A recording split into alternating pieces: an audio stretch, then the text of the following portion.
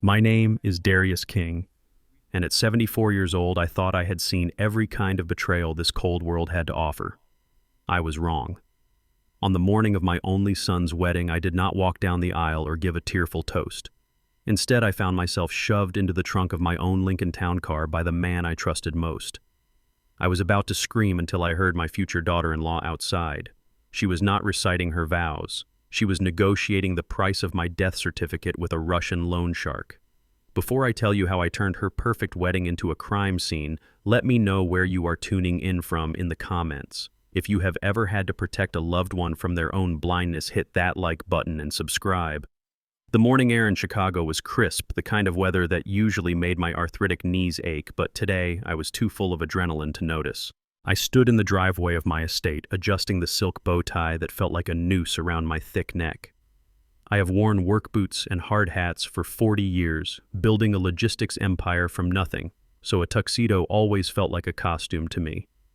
But I was doing it for Jamal, my son, my only boy. He was 32, brilliant with computers but soft in the heart, exactly the way his mother Coretta had raised him to be. He was marrying Tiffany Miller, a woman who looked like an angel and spoke like a poet. I checked my watch. The ceremony was in 2 hours. The black Lincoln Town car pulled up to the curb. It was polished to a mirror shine. Trevon got out. Trevon was 25, a young man I had pulled out of the juvenile system and trained personally. He was more than a driver to me. He was the eyes and ears I no longer had on the streets. Usually he would open the back door with a smile and ask about my blood pressure. Today his face was made of stone. He did not open the passenger door. He walked straight up to me, grabbed me by the lapels of my $3,000 tuxedo and shoved me hard toward the rear of the car. "What the hell are you doing?" "Trevon, have you lost your mind?" I shouted, trying to plant my feet, but he was young and strong and I was an old man with a cane. "Get in the trunk, Mr. King," he whispered, his voice trembling but urgent. I swung my cane at him, but he caught it easily. He didn't hit me back. He just looked at me with eyes full of terror. "Please, sir, you have to trust me just this once. Get in the trunk and do not make a sound or we are both dead." Before I could process the threat, he swept my legs and pushed me into the dark, carpeted space. The lid slammed down, sealing me in absolute darkness. I lay there curled in a fetal position, my heart hammering against my ribs like a trapped bird. The smell of gasoline and spare tire rubber filled my nose. Panic rose in my throat. Was this a kidnapping? Had Trevon been playing the long game all these years, waiting for the right moment to ransom the old man? I felt for my phone, but in the scuffle it must have fallen out of my pocket. I was blind deaf to the outside world and completely helpless. The engine roared to life. We were moving. I tried to keep track of the turns. Left out of the driveway. A long straight stretch. That would be the interstate. Then the road got rough. I could feel the suspension groaning over potholes. We were not going to the church. We were heading toward the industrial district, the south side, where the law was just a suggestion and old buildings held dark secrets.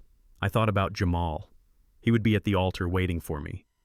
He would think I had abandoned him. The thought made my blood boil. If Trevon hurt my boy, I would kill him with my bare hands, even if it was the last thing I did. After 20 minutes, the car slowed down. Gravel crunched under the tires. I knew that sound. It was the sound of a scrapyard. I had spent half my life in places like this. The car stopped. The engine cut off. Silence. I held my breath, clutching a tire iron I had found in the dark. If the trunk opened, I was going to swing. But the trunk did not open. Instead, I heard footsteps crunching on the gravel, heavy boots, and then the clicking of high heels. "Well, you are late," a woman's voice said. I froze. My grip on the tire iron loosened. I knew that voice. It was sweet, melodic, the voice that had charmed my son and fooled me for 6 months. It was Tiffany. "Traffic was a nightmare," Trevon's voice replied, sounding calm, too calm. "He is in the back sleeping. The old man took his pills early." "Good," Tiffany said. Her voice had changed. The sweetness was gone, replaced by a cold, jagged edge. "Is he out cold or just dozing?" "He is out cold," Trevon lied. "Keep him in the car," Tiffany ordered. "I need to finish this business with Nikolai first." Nikolai. The name sent a shiver down my spine. Another set of footsteps approached. Heavy, deliberate. "So this is the golden goose," a man's voice grunted. Heavy Eastern European accent. I could smell the cheap cigar smoke seeping through the cracks of the trunk. Tiffany laughed a sound that made my skin crawl. He is not a goose, Nikolai. He is a piggy bank that is about to burst. I pressed my ear against the carpeted wall of the trunk, straining to hear every word. Did you bring the papers? Nikolai asked. I heard the rustle of paper. Here, Tiffany said. This is the draft of the death certificate. I have a doctor on payroll at Mercy Hospital who is ready to sign it. Cause of death will be heart failure. Given his medical history, no one will question it. My heart stopped. I was listening to my own murder being planned, and the timeline Nikolai asked. 30 days, Tiffany replied. We get married today. By law, as his son's wife, I will have power of attorney once we declare the old man mentally incompetent next week. Then we wait 3 weeks and pull the plug. The insurance payout is $5 million, plus the land rights to the warehouse district. That covers what I owe you plus interest. You are a cold woman. Becky Nikolai chuckled. Don't call me Becky, she hissed. Becky is dead. I am Tiffany Miller now, the grieving daughter-in-law. And listen to me, Nikolai, if you mess this up, if your guys at the scrapyard don't make the car accident look real after we get the money, I will take you down with me. I lay in the dark, tears streaming down my face. Not tears of fear, but tears of pure rage. It wasn't just about the money. It was about Jamal. She didn't love him. She didn't even like him. He was just a signature on a page, a stepping stone to get to my vault. Becky. Her real name was Becky. So the plan is set, Nikolai said. Enjoy your wedding. Make sure the old man drinks the toast. The sedative I gave you will mimic a mini stroke. It will make the incompetence ruling easier next week. Don't worry, Tiffany said. He trusts me. He thinks I am the daughter he never had. The old fool even bought me a Rolex. They both laughed. The sound of their laughter was the ugliest thing I had ever heard. Steps retreated. A car door slammed nearby. An engine roared and faded into the distance. I was alone with Trayvon again. The silence stretched for a minute. Then the lock clicked. The trunk lid flew open. The sudden light blinded me. I squinted, raising the tire iron ready to strike. Trayvon was standing there, his hands raised in surrender. He looked terrified. Put it down, Mr. King, he said softly. Please. I lowered the iron, my chest heaving. I climbed out of the trunk, my legs stiff, my tuxedo wrinkled. We were in a secluded corner of an old wrecking yard surrounded by mountains of crushed metal. You knew, I rasped, my voice barely a whisper. I found out yesterday, Trayvon said, looking down at his shoes. I followed her. I saw her meeting with Nikolai. If I told you, you would have confronted her. She would have called the police, claimed you were abusing her, canceled the wedding, and disappeared with Jamal. She has her claws in him deep, Mr. King. If you tried to stop the wedding without proof, Jamal would hate you forever. So you threw me in a trunk, I shouted, grabbing him by the collar. I had to let you hear it. Trayvon said, not pulling away. You needed to know what we are up against. She is not just a gold digger, sir. She is a professional. That guy Nikolai, he is Russian mob. If she doesn't pay him in 30 days, they will kill her and Jamal. I let go of him. I leaned against the bumper of the Lincoln, trying to steady my breathing. My son was marrying a monster. And in 2 hours, he would sign a marriage license that was essentially his own death warrant. What time is it? I asked. 10:30, Trayvon said. The ceremony starts at noon. I brushed the dust off my jacket. I straightened my tie. I looked at my reflection in the car window. The fear was gone. The confusion was gone. In their place was a cold, hard resolve that I hadn't felt since I was fighting for contracts in the mud 40 years ago. She wants a wedding, I said, my voice low and dangerous. Trayvon looked at me confused. Sir, she wants a show. She wants a tragedy. She wants a stroke victim and a grieving widow, I said, turning to look at my driver. We are going to give her a show, Trayvon, but it won't be the one she wrote. I opened the back door of the Lincoln and sat down on the leather seat. Get in the car, son, I commanded. Drive me to the church. But Sir Trayvon stammered. What are you going to do? I smiled, but it didn't reach my eyes. I am going to walk my son down the aisle. I am going to drink her poisoned toast. And then I am going to bury Becky Sue so deep she will wish she had stayed dead. Drive. Trayvon nodded, a spark of respect returning to his eyes. He slammed the door, jumped into the driver's seat, and gunned the engine. The Lincoln roared, kicking up dust as we sped out of the scrapyard. I sat back, closing my eyes. I wasn't Darius King, the retired old man, anymore. I was the lion who had just woken up to find a hyena trying to eat his cub. Let the wedding begin. The silence in the car gave me time to think. As the scenery blurred past the tinted windows, my mind drifted back to where this nightmare began. It was exactly 30 days ago, the day Jamal brought her home for Sunday dinner. I should have trusted my gut the moment she walked through the door. My house is a museum of memories. Every painting, every piece of furniture has a story, most of them involving my late wife, Coretta. When Jamal walked in, his face was glowing. He held the hand of a woman who looked like she had stepped out of a magazine, Tiffany Miller. Blonde hair, blue eyes, a smile that could sell ice to an Eskimo. She wore a simple white dress that probably cost more than my first car. "Mr. King," she said, her voice soft and respectful. "It is an honor to finally meet the man behind the legend. Jamal talks about you constantly." She handed me a bouquet. Not roses, not lilies, orchids, rare purple orchids, specifically the Vanda variety. I froze. Those were Coretta's favorite flowers. I had not bought them since the day she died because seeing them hurt too much. "I just saw them at the florist and they spoke to me," Tiffany said, looking around the room with wide, innocent eyes. "I hope you like them." I took the flowers. My hands were trembling slightly. "Thank you," I said. "They are lovely." I looked at Jamal. He was beaming. "See, Dad," he mouthed. "I told you she was special." But inside a warning bell went off, a loud clanging bell. How did she know Coretta had been dead for 3 years? There were no pictures of orchids in the house. I had never mentioned them to Jamal in front of her. It was too perfect. A coincidence that felt calculated. We sat down for dinner. I had asked my cook, Mrs. Higgins, to prepare a simple roast. Tiffany ate with the grace of a princess. She complimented the seasoning. She asked about my business. She knew about the logistics hub I built in '82. She knew about the union strikes I handled in '90. "You are a part of history, Mr. King," she said, leaning forward. "My father always said that men who build with their hands are the only true aristocrats in America." Her father, the diplomat, or was it the banker? The story seemed to shift slightly depending on the context. Then came the music. I went to the record player to put on some background noise. I reached for a Miles Davis record, Kind of Blue. Before I could drop the needle, she started humming. She was humming Blue in Green, the exact track I was about to play. I turned to her. "You like jazz?" I asked. "Oh, I adore it," she said. "My grandfather used to play this album every Sunday. It soothes the soul, doesn't it?" I stared at her. First the orchids, now the obscure track on a 60-year-old jazz album. It was like she had studied a dossier on me. I felt like I was being interviewed, not visited.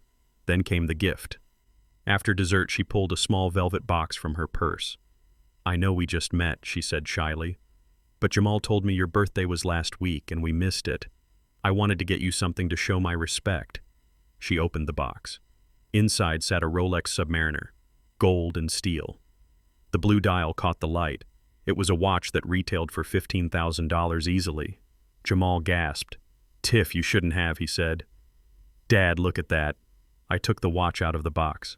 I have collected watches for 40 years. It was my one indulgence. I held it in my hand. It looked perfect. The weight was good. The finish was smooth. But then I turned the bezel. The clicking sound. It was just a fraction too hollow. I looked at the magnification on the date window. It was off by maybe 1 millimeter. It was a fake. A super clone. A high-end forgery that cost maybe $500.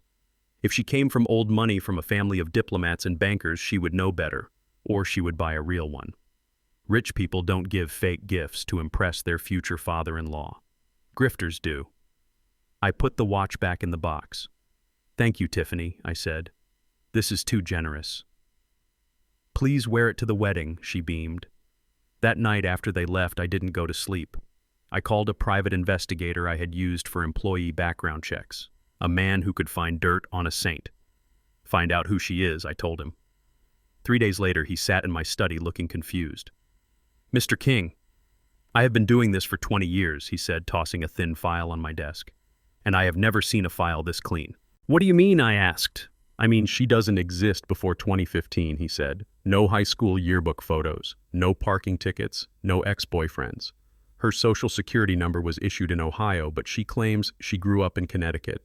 Her college degree from Yale." The registrar has a record of her, but no professors remember her. She is a ghost, I said. Exactly, he replied. A normal person has a trail. They have debts. They have awkward photos from prom. They have speeding tickets. Tiffany Miller is an immaculate construction. She is too perfect. That was all the proof I needed. The next evening I sat Jamal down. I had the prenuptial agreement ready on the table. It was a standard document. It protected the warehouse district. It protected his inheritance. It ensured that if they divorced, she would walk away with a settlement, but she wouldn't get the empire. Jamal walked in, saw the papers, and his face went dark. "What is this?" he asked. "It is protection, son," I said calmly. "If she comes from money like she says, she will understand. Rich families sign these all the time." Jamal picked up the papers and threw them across the room. They scattered like dead leaves. "You think she is after your money?" he shouted, his voice cracked with emotion. "That is what this is about, isn't it? You can't believe that a beautiful, educated white woman would actually love me. You think she must be running a scam. It is not about race, Jamal," I said, trying to keep my voice steady. "It is about the fact that she has no past. It is about the fact that she gave me a fake Rolex. She gave you a gift from her heart," he yelled, "and you sit there judging the price tag. God, you are so cynical. Her family has more money than we do, Dad. They have old money. They don't flash it around like you do with your cars." He was shaking. Tears were forming in his eyes. "I love her, Dad. She is the first woman who makes me feel like I am not just Darius King's son. She makes me feel like a man. If you make her sign this, you are telling me you don't trust my judgment. You are telling me I am stupid." I looked at my son. I saw the pain in his eyes. He was desperate for love, desperate for validation. If I forced the issue, he would leave. He would elope with her and I would lose him forever. I realized then that she had already won. She had driven a wedge between us so deep that the truth couldn't bridge it. "Okay," I said softly. I picked up the papers and tore them in half. No prenup. Jamal slumped into the chair, relieved. "Thank you, Dad. You will see. You are wrong about her. She is perfect." I watched him, my heart breaking. I knew I wasn't wrong. I knew that by tearing up those papers, I had just placed a target on his back. But I had to play the long game. I had to let the wolf into the house so I could trap it. I smiled at my son. "I hope so, Jamal. I really hope so." That was the moment I decided to play the fool. I let her think she had won. I let her think I was just a grumpy, senile old man who was easily manipulated. But behind my back, I started moving assets. I started recording conversations. And I waited. Now sitting in the back of the Lincoln heading toward the church, I realized I had waited almost too long. The wolf wasn't just hungry. She was rabid. And she wasn't just coming for the money. She was coming for blood. The car slowed down. We were pulling up to the church. The steeple rose into the sky, sharp and white. Trayvon looked at me in the rearview mirror. "We are here, boss." I adjusted my cufflinks. I checked the inside pocket of my jacket where I kept a small digital recorder. "Let's go," I said. "It is time to walk the bride down the plank." The leather seat of the Lincoln felt cold against my back, but it was a luxury compared to the cramped darkness of the trunk. My heart was still hammering a frantic rhythm against my ribs, but my hands were steady. I reached up and adjusted the rearview mirror so I could see Trayvon's eyes. They were wide, with panic darting back and forth between the road and my reflection. "Drive," I commanded, my voice dropping into that low rumble that used to make construction foremen sweat. "Mr. King, we should go to the police station." Trayvon stammered, his grip on the steering wheel so tight his knuckles were ashen. "We have the recording. We have the proof. You heard what she said. She wants to kill you." "No police," I said, pulling a handkerchief from my pocket to wipe the grease smudge from my cheek. "Not yet. If we go to the police now, she plays the victim. She is a pretty young woman from Connecticut, and I am an angry old black man with a history of heart problems. She will spin it. She will say I am confused. She will say I am hallucinating from my medication. And Jamal will believe her because he wants to believe her." I tightened my bow tie, checking the knot in the mirror. It was perfect. Just like the noose she thought she had put around my neck. "Take me to the church, Trayvon," I said. "The play must go on." But Sir Trayvon protested. "Do not argue with me, son," I snapped. "She wants a wedding. She wants to stand in front of God and everyone and pledge her life to my son while planning my funeral. Fine, I will give her the front row seat to her own destruction, but we are not going in there defenseless." I reached into my pocket and pulled out my phone. It was a miracle it hadn't shattered when I was shoved into the trunk. The screen was cracked, but it lit up. I scrolled through my contacts until I found the name I needed. Saul. Saul Berkowitz was not just my lawyer. He was the only man in Chicago who knew where every skeleton in my closet was buried because he had helped me dig the holes. We had started out together 40 years ago, a black contractor and a Jewish lawyer fighting for scraps in a city that didn't want either of us to succeed. I hit dial. It rang once. It rang. Darius Saul's voice scratched through the speaker, sounding like gravel in a blender. You are cutting it close. The ceremony starts in 40 minutes. Are you lost or just getting cold feet on behalf of your son? I didn't laugh. Saul, I said, shut up and listen. I need you to execute the Coretta Protocol. The line went dead silent, the kind of silence that is heavier than noise. Darius Saul said, his voice completely stripped of humor. You know what that means. That is the nuclear option. Once I flip that switch, there is no going back. The assets are frozen. The trust is locked. The warehouse district deeds are transferred to the Shell Corporation in Delaware. If you do this, Jamal gets nothing until he is 50. You are effectively disinheriting him to save the capital. Do it, I said. Are you sure? Saul asked. Did you find what we were looking for? I looked out the window. We were passing the old steel mills, the rusted carcasses of industry that used to power this city. She is not just a gold digger, Saul, I said. She is a black widow. She has a plan to declare me incompetent next week. She has a doctor on payroll, and she has a loan shark named Nikolai breathing down her neck. If she gets power of attorney, she will liquidate the company before the ink is dry. Jesus, Saul breathed. Is the boy safe? Not yet, I said, but he will be. I need you at the church, Saul. Bring the file, the real file, and bring the papers for the transfer. I am on my way, Saul said. And Darius, be careful. If she is desperate enough to deal with Russian loan sharks, she is desperate enough to do anything. I hung up. The Coretta Protocol. I closed my eyes for a second, letting the grief wash over me. Coretta had made me write that clause into the estate plan 3 years ago, right before the cancer took her. She was always the smart one. She knew Jamal was soft. She knew his heart was too big for his own good.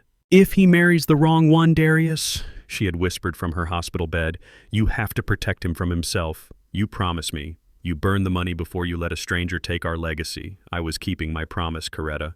My phone buzzed in my hand, startling me. I looked down at the screen. A text message from Tiffany. Daddy, dearest, are you almost here? We are all so worried. Jamal is pacing like a nervous tiger. Please tell me you are okay. Love you. I stared at the words. Daddy, dearest. The audacity of it made bile rise in my throat. She had probably typed this while checking the tracking on my car or texting her hitman. The exclamation point at the end felt like a dagger. I typed back slowly, my thick fingers tapping the glass with deliberate force. On my way, sweetie. Just had to pick up a special surprise for you. Wouldn't miss this for the world. I hit send. Let her think the surprise is a check. Let her think it is the deed to the lake house. Let her think she has won. Trayvon looked at me in the mirror again. His face was still pale, but his hands had stopped shaking. You are a scary man, Mr. King, he said softly. I am not a scary man, Trayvon, I said, looking at the city skyline approaching. I am a father, and a father does what he has to do. We turned onto the avenue leading to the cathedral. It was a magnificent structure, stone and stained glass, a place of holiness. And today it was going to be the stage for the unholiest revelation of all. I saw the line of cars, Bentleys, Mercedes. Tiffany had insisted on a high society wedding. She had invited people I didn't even know, alleged friends of her family business associates she claimed to have. I realized now they were probably all actors, or worse, other grifters she had roped into her scheme. Pull around the back, I told Trayvon. I don't want them to see me yet. I need a minute to get my mask on. Your mask, sir? Trayvon asked. The mask of the frail, forgetful old man, I said. The mask she wants to see. Trayvon navigated the Lincoln through the narrow alley behind the church. We parked next to the dumpsters. Fitting, I thought. This whole affair was garbage wrapped in silk. I opened the door and stepped out. The fresh air hit me. I straightened my jacket. I checked my cufflinks. I grabbed my cane from the floorboard. I didn't really need the cane, not like she thought I did, but it was a good prop. I leaned heavily on it, practicing my hunch. I let my mouth hang open slightly. I clouded my eyes, letting the sharpness fade into a dull, vacant stare. "How do I look?" I asked Trayvon. "You look like you are ready for the nursing home, boss," Trayvon said, a grim smile finally touching his lips. "Good," I said. I walked toward the back entrance of the church. Every step was a calculation. Every breath was a rehearsal. I was about to give the performance of a lifetime. Inside, I could hear the organ music starting. It was Bach, Joy of Man's Desiring, beautiful, timeless. I pushed open the heavy oak door and stepped into the vestry. The smell of incense and expensive perfume hit me instantly. Jamal was there, standing by the window, looking out at the parking lot. He looked handsome in his tuxedo, so much like me when I was young, but with his mother's gentle eyes. "Dad," he shouted when he saw me. He ran over and hugged me. He was shaking. "Where were you?" "We were so scared. Tiffany said you might have gotten lost. She was about to send someone to look for you." I patted his back, feeling the solid muscle of his shoulder. I wanted to tell him everything right then. I wanted to drag him out of there and drive until we hit the ocean. But I couldn't. He wouldn't believe me. He had to see the snake bite to believe it was venomous. "I am here, son," I said, my voice trembling with a feigned weakness. Just got confused with the directions. My head, it gets cloudy sometimes. Jamal pulled back and looked at me with concern. The trap was set. He was buying it. "It is okay, Dad," he said soothingly. "You are here now. That is all that matters. Tiffany is going to be so happy." I smiled at my son, a sad, tired smile. "Yes," I said. "I bet she will be." Just then the door to the bride's room opened. Tiffany stepped out. She wasn't in her dress yet, just a silk robe. When she saw me, her eyes widened for a fraction of a second, not with relief, but with shock. She hadn't expected me to make it. She had expected a phone call from Nikolai saying the accident had happened early. But she recovered instantly. The mask of the loving daughter slid into place so fast it was terrifying. "Dad," she squealed, rushing over to embrace me. The scent of her expensive perfume was suffocating. It smelled like orchids. "I am so glad you made it," she whispered in my ear. I hugged her back, feeling the cold tension in her body. "I wouldn't miss it for the world, Tiffany," I whispered back. I felt her stiffen. Maybe she heard the steel in my voice. Maybe she sensed that the old man hugging her wasn't as frail as he looked. But then I let go and gave her a confused, senile smile. Did I bring the ring?" I asked, patting my pockets frantically.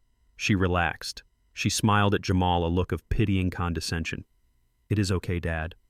Jamal has the rings," she said, patting my hand. "You just relax. Go sit in the front row. We have a big day ahead of us."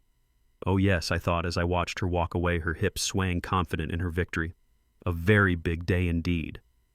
I watched her disappear back into her dressing room.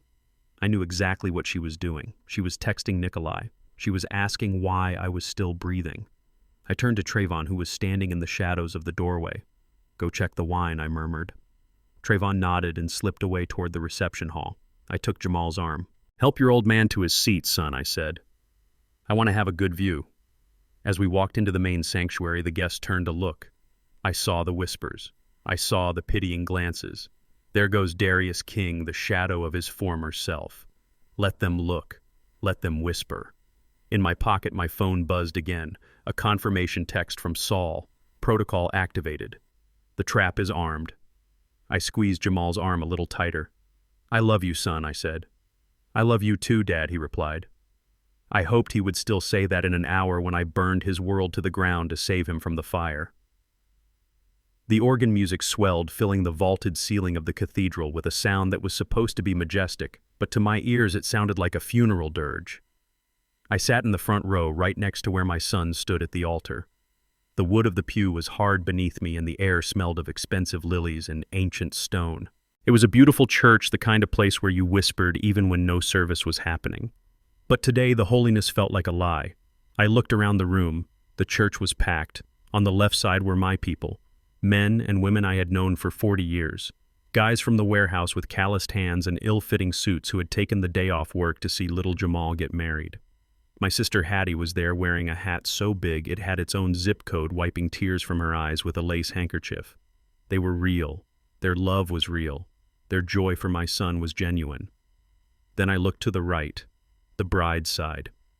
Tiffany had told us her family was small but prestigious. She said they were old money from Connecticut people who valued privacy. Well, they certainly valued something because the people sitting in those pews looked like they had been ordered out of a catalog. There were about 50 of them, beautiful people. Men, with perfect haircuts and jawlines wearing suits that cost more than my first car. Women in designer dresses with frozen smiles and dead eyes. They sat with perfect posture. They didn't talk to each other. They didn't laugh. They just sat there facing forward like mannequins in a department store window. I narrowed my eyes. I recognized the woman in the third row. She had blonde hair pulled back in a severe bun. I was sure I had seen her in a commercial for headache medicine last week playing the role of a busy mom. And the man behind her, the one with the silver beard, he looked suspiciously like a local news anchor from a station in Gary, Indiana. They were actors. She had hired a casting agency to fill the pews. My stomach churned. It wasn't just that she was a liar, it was the scale of the lie. The money she must have spent to orchestrate this charade was staggering, and it was all Jamal's money, or rather, my money that she expected to inherit in 30 days. I looked at the couple in the front row of the bride's side, the parents, Mr. and Mrs. Miller.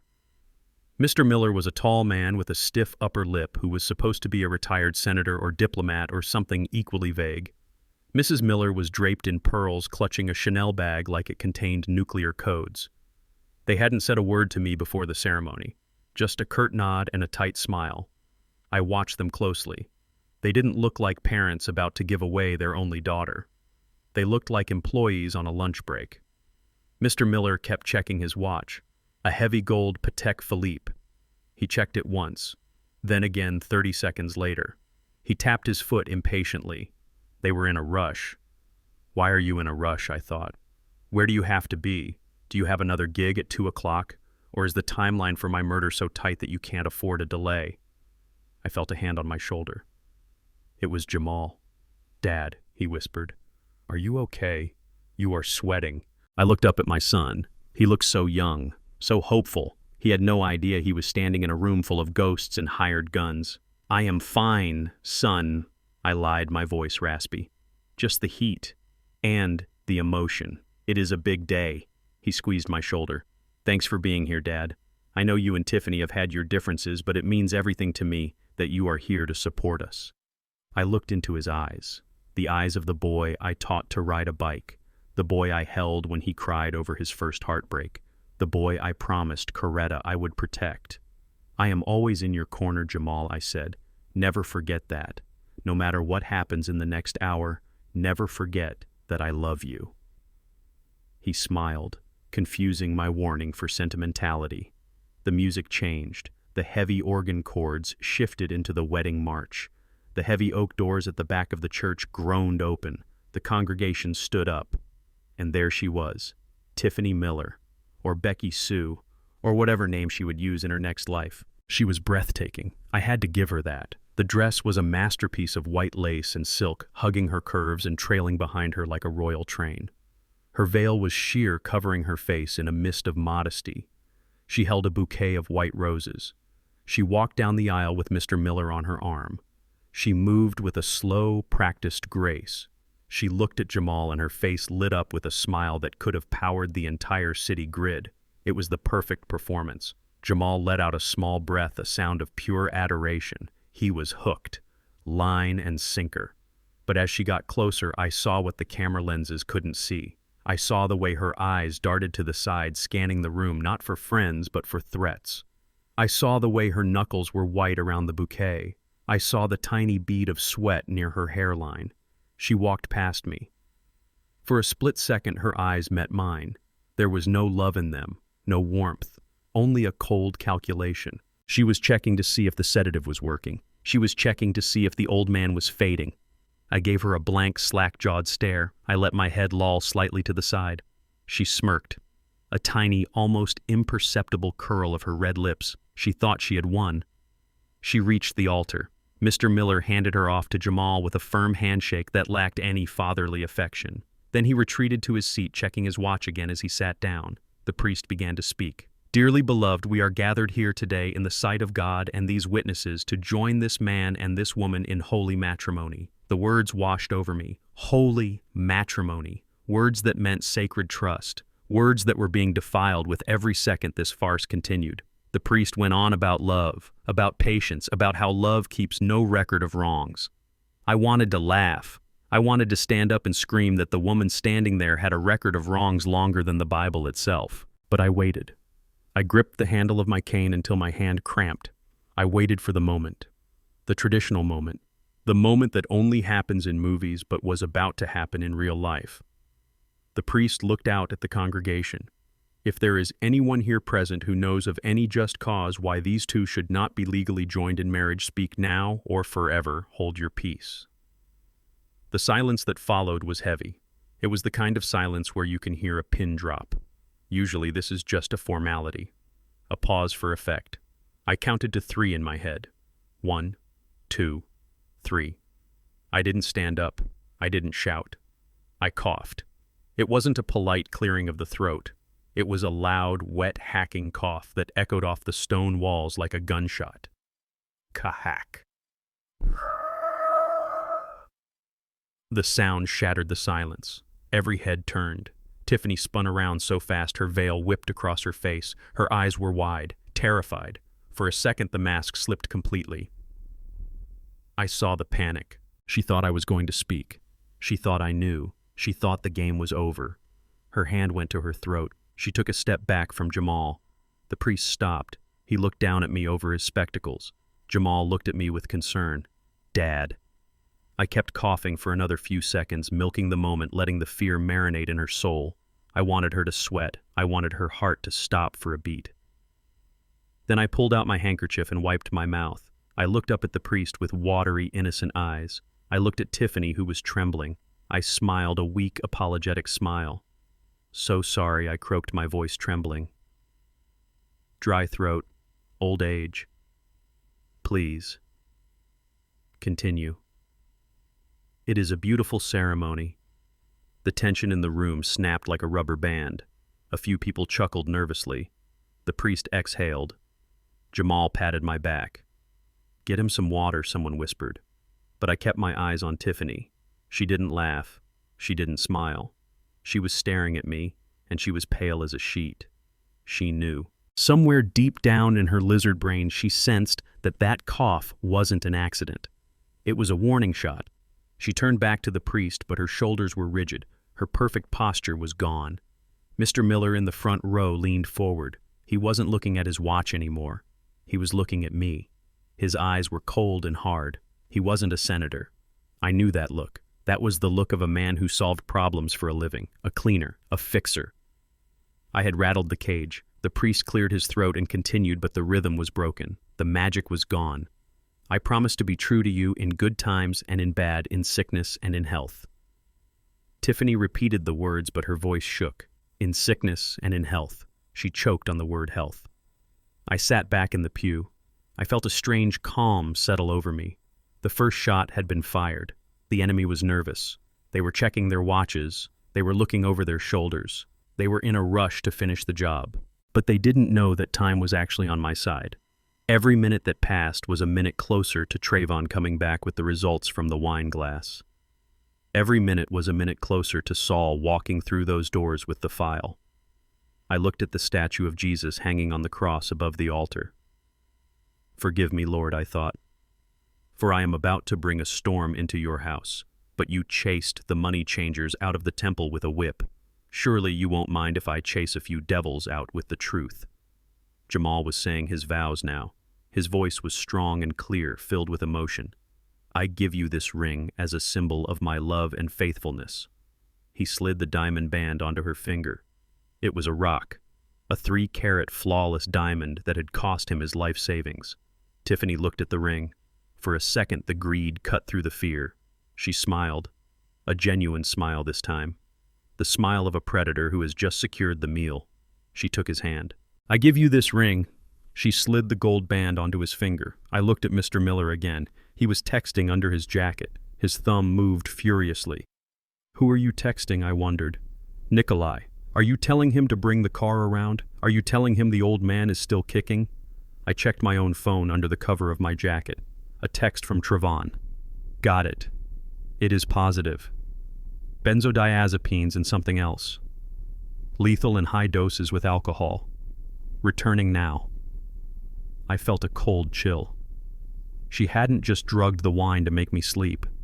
She had drugged it to kill me. Or at least to cause enough damage that the hospital would do the rest. I looked at the beautiful bride standing in the light. You didn't just want my money, Becky Sue. You wanted my life.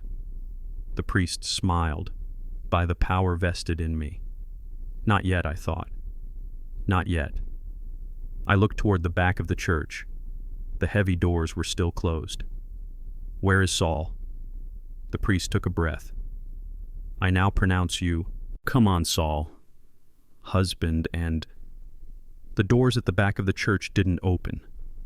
Wife. My heart sank. You may kiss the bride. Jamal leaned in. Tiffany closed her eyes. They kissed. The polite applause started. The actors in the pews clapped with practiced enthusiasm. I clapped too. My hands felt like lead. It wasn't over. The ceremony was just the prologue. The reception was the main event. Mr. Miller stood up abruptly. He didn't wait for the recessional music. He walked straight toward the side exit, tapping his earpiece. Earpiece. Parents don't wear earpieces at weddings. Security guards do. I realized then that we were not just up against a grifter. We were trapped in a room with a paramilitary operation. I stood up, leaning on my cane. Jamal and Tiffany were walking back down the aisle, beaming. Tiffany looked at me as she passed. This time she winked. It was a victory lap. I smiled back. Enjoy it while it lasts, sweetheart, I thought, because the honeymoon is going to be in a cell. I turned to follow them out of the sanctuary. The game had moved to the next level, and I was ready to play. The reception was held in the Crystal Ballroom of the Drake Hotel, a venue that screamed old money and new debt. Crystal chandeliers the size of small cars hung from the ceiling, casting a warm golden light over the room. The tables were draped in silk. The centerpieces were towering arrangements of white roses, and of course those purple Vanda orchids she had used to manipulate me. It was a scene of perfect elegance, a masterpiece of event planning, and it made my skin crawl. I sat at the head table, the place of honor reserved for the father of the groom. To my left sat Jamal, looking dazed and happy, his hand constantly finding Tiffany's. To my right should have been the mother of the groom, but that chair was empty. Coretta was gone, and in her place sat a ghost of memory that Tiffany had tried to exorcise with her perfume and her lies. I watched the room. The hired guests were earning their paychecks. I saw the man with the silver beard, the fake senator, laughing heartily at a joke told by one of my warehouse foremen. It was a surreal collision of worlds. Real people, my people, mixing with actors who were probably checking their watches and wondering when the catering truck would leave. I didn't eat. The filet mignon looked tender, the lobster bisque smelled rich, but I didn't touch a thing.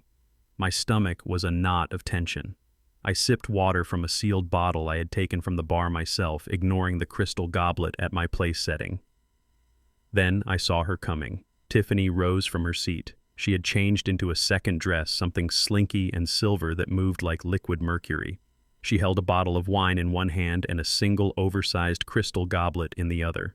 She bypassed the waiters. She bypassed the other guests. She was coming straight for me. The room seemed to dim around the edges, my focus narrowing to that bottle. It was a dusty, dark bottle without a label, or rather the label had been peeled off, leaving just the dark glass.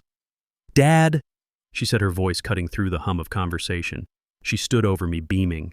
The spotlight caught her diamond earring, sending shards of light into my eyes. I looked up, adjusting my glasses with a trembling hand. "Yes, dear," I asked, keeping my voice thin and reedy. "I have a surprise for you," she announced, loud enough for the nearby tables to hear. She held up the bottle. "Jamal told me you were born in 1949. Well, I have been saving this for a special occasion. This is a vintage Cabernet from that exact year. It was in my grandfather's cellar." Jamal looked up impressed. "Wow, Tiff. That is incredible. Dad, do you hear that, 1949? I heard it all right. I also knew that a 1949 Cabernet, unless stored in absolute zero conditions, would be vinegar by now. But logic wasn't the point. The point was the gesture. The point was the poison. She poured the wine. The liquid was dark, almost black. It swirled in the large goblet, heavy and ominous. She didn't pour any for herself. She didn't pour any for Jamal. Just one glass. For me.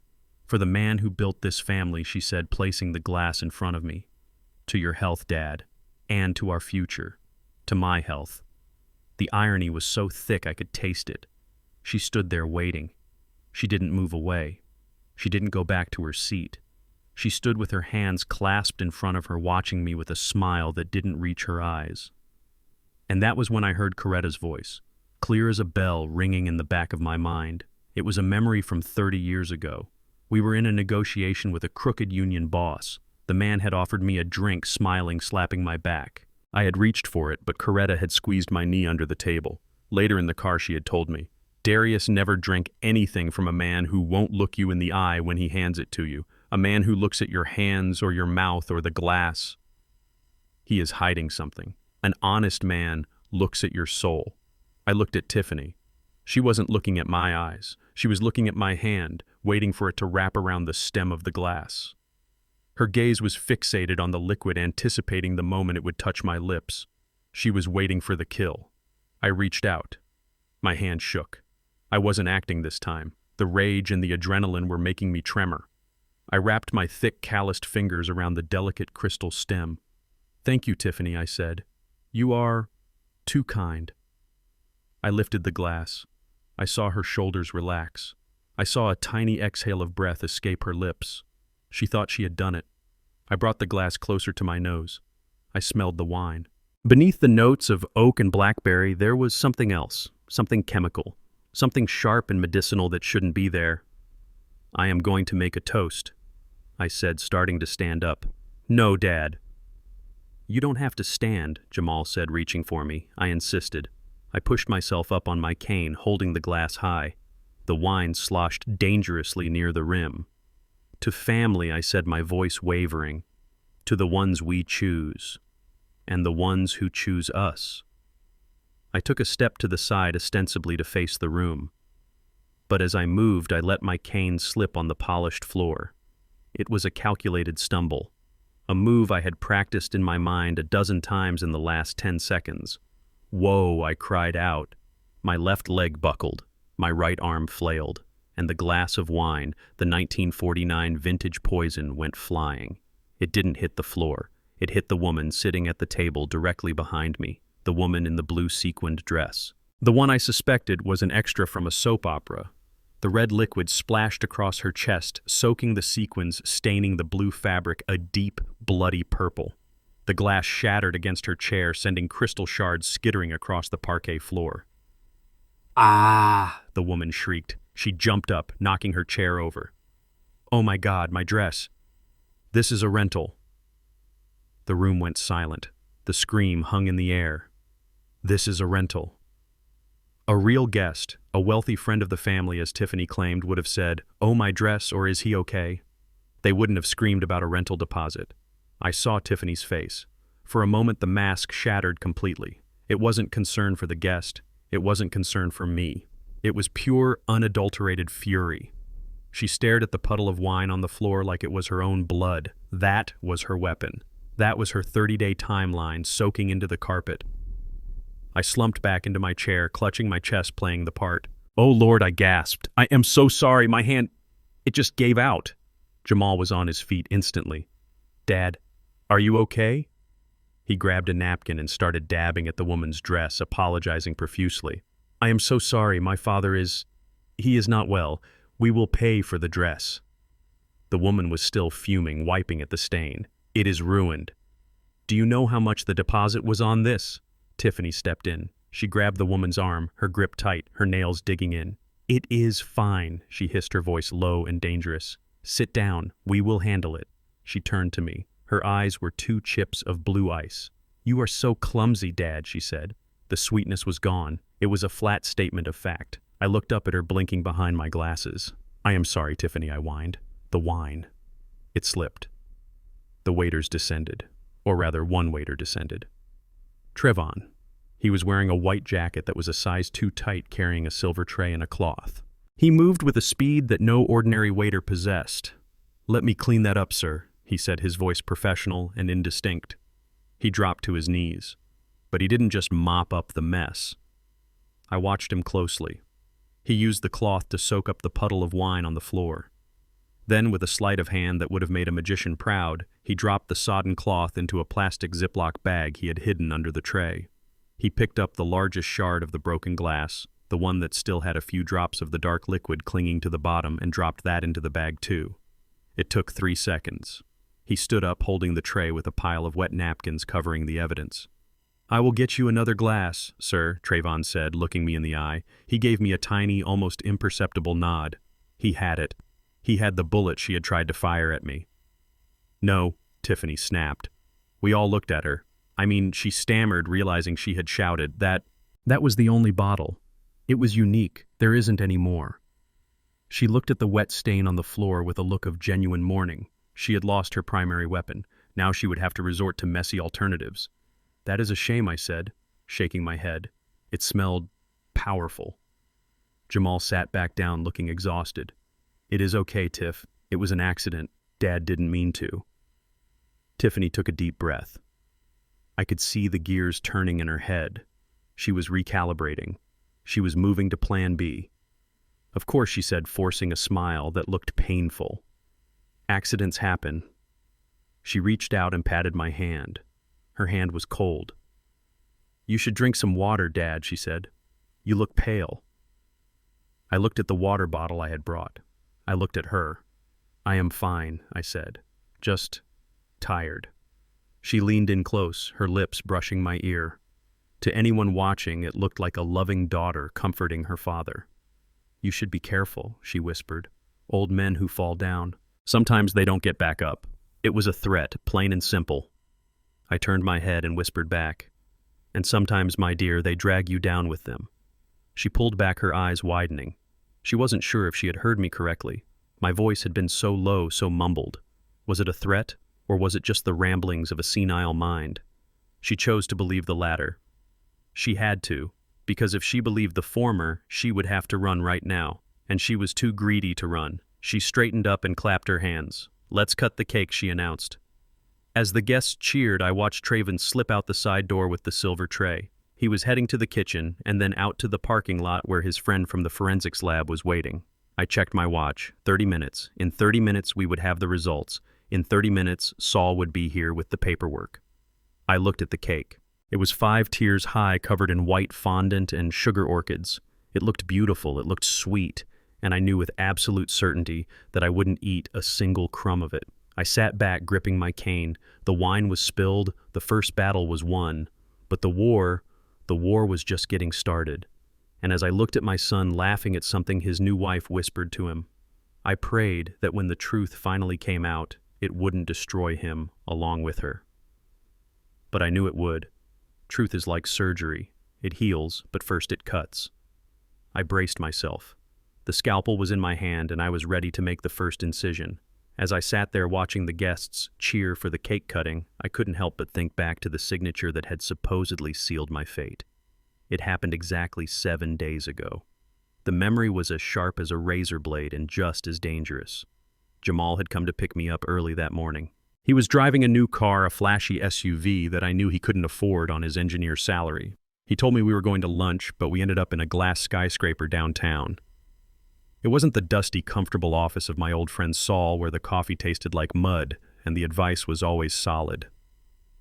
This place was different. It smelled of ozone and expensive cologne. The carpet was so thick it felt like walking on quicksand, which was appropriate considering I was about to be asked to sign away my life. We walked into a conference room that was all chrome and glass. The view of the Chicago skyline was breathtaking, but I didn't have time to admire it. Tiffany was already there. She was sitting at the head of the table next to a man who looked less like a lawyer and more like a predator in a 3-piece suit. He introduced himself as Mr. Sterling. His handshake was limp and his smile didn't reach his eyes. Dad, Jamal said, pulling out a chair for me. "We just need to handle some paperwork. Tiffany and I want to make sure you are taken care of." I sat down. I moved slowly, gripping the arms of the chair, pretending to need the support. I saw Tiffany exchange a quick glance with Mr. Sterling. A glance that said, "Here comes the mark." "What kind of paperwork?" I asked, keeping my voice shaky. "It is just insurance, Dad," Tiffany said. She reached across the table and patted my hand. Her skin was cool and dry. With the wedding coming up and your health being, well, unpredictable, we thought it would be best to update your life insurance policy, just to make sure the estate taxes don't eat up everything you built. Insurance. It was a clever lie. It appealed to my pride. It appealed to my desire to protect my legacy. If I had been the man they thought I was, the senile old fool, I would have signed it without reading. Mr. Sterling slid a document toward me. It was thick, at least 50 pages. The title page was folded back, so I just saw the signature line on the last page. We have already reviewed it, Mr. Sterling said, his voice smooth like oil. It is a standard comprehensive coverage plan. We just need your signature here, here, and here. He pointed a gold fountain pen at the 3 X marks. I reached into my pocket and pulled out my reading glasses. I took my time wiping them with my handkerchief. I saw Jamal shifting in his seat. He looked uncomfortable. He was picking at a loose thread on his trousers. He knew this wasn't right. He knew you don't rush business deals. But he was too weak to stop the train his fiancée was driving. I put on my glasses and reached for the document. "Let me just take a look," I said. Mr. Sterling's hand hovered over the paper as if he wanted to snatch it back. "Oh, Mr. King," he said with a condescending chuckle. "It is very dense legalese. Very boring stuff. We wouldn't want to bore you with the details. Jamal has already read it." I looked at my son. "Jamal," I asked, "did you read this?" Jamal looked up. He looked at Tiffany. She widened her eyes slightly, a silent command. "Yeah, Dad," Jamal mumbled. "It is fine. It is just standard stuff." I looked back at the document. I didn't flip to the front page. That would have been too suspicious. Instead, I used a trick I learned 30 years ago when dealing with crooked suppliers. I let my hand rest on the page and I used my thumb to slightly lift the corner of the previous pages just enough to catch a few words. I saw the words durable power of attorney. I saw the words medical proxy. I saw the phrase in the event of incapacitation. This wasn't life insurance, this was a death warrant. This was a document that gave Jamal, and by extension Tiffany, full legal control over my finances and my medical decisions the moment a doctor declared me unfit. And knowing them, they probably had a doctor ready to declare me unfit before the ink was dry. My heart hammered in my chest, but I forced my face to remain blank. If I refused to sign now, they would know I was onto them. They would find another way. Maybe a stairway accident. Maybe the wrong pills. I had to make them think they had won so I could buy time to destroy them. I picked up the pen. It felt heavy in my hand. "I hate these new pens," I grumbled. My hand shook. I let the tremor travel up my arm. Tiffany leaned in. "Do you need help, Dad? I can guide your hand." "No," I snapped. Then I softened my tone. "No, sweetie. I can do it. I am not dead yet." I lowered the pen to the paper. "My full legal name is Darius Luther King. My signature has been the same for 50 years. A sweeping D, a sharp L, and a strong K. It is the signature that is on the deeds to the warehouse district. It is the signature on my bank accounts. It is the signature that every judge in Chicago recognizes. But today I was going to make a mistake." I pressed the pen to the paper. I wrote Darius. Then I paused. I let the pen hover. I looked up at Jamal. "I am doing this for you, son," I said. I saw a flicker of guilt in his eyes, but he didn't stop me. I looked back at the paper. Instead of an L for Luther, I wrote a jagged, shaky J, Darius J. King. And then I finished with a messy scrawl that looked vaguely like my last name. I did it 3 times. Every time I replaced the L with a J. I sat back, dropping the pen. "There," I said, sounding exhausted. "Is that all?" Mr. Sterling snatched the papers away before the ink could dry. He flipped through them, checking the signatures. He saw the name. He saw the J. But he didn't know my middle name. He assumed I was just an old man with bad handwriting. Or maybe he thought the J stood for something else. He didn't care. He just wanted the signature. "Perfect," Mr. Sterling said, closing the folder with a snap. "Congratulations, Mr. King. You have secured your family's future." Tiffany beamed. She looked like a cat that had just swallowed a canary. She reached over and hugged me. "Thank you, Daddy," she whispered. "You have no idea how much this means to us." Oh, I had an idea. It meant $5 million and a warehouse district. I stood up, leaning heavily on the table. "I am tired, Jamal," I said. "Take me home." As we walked to the elevator, I looked back at the conference room. Mr. Sterling was shaking Tiffany's hand. They were celebrating. They didn't know that a signature with the wrong middle initial on a legal document of this magnitude renders it contestable in probate court. It creates a loophole.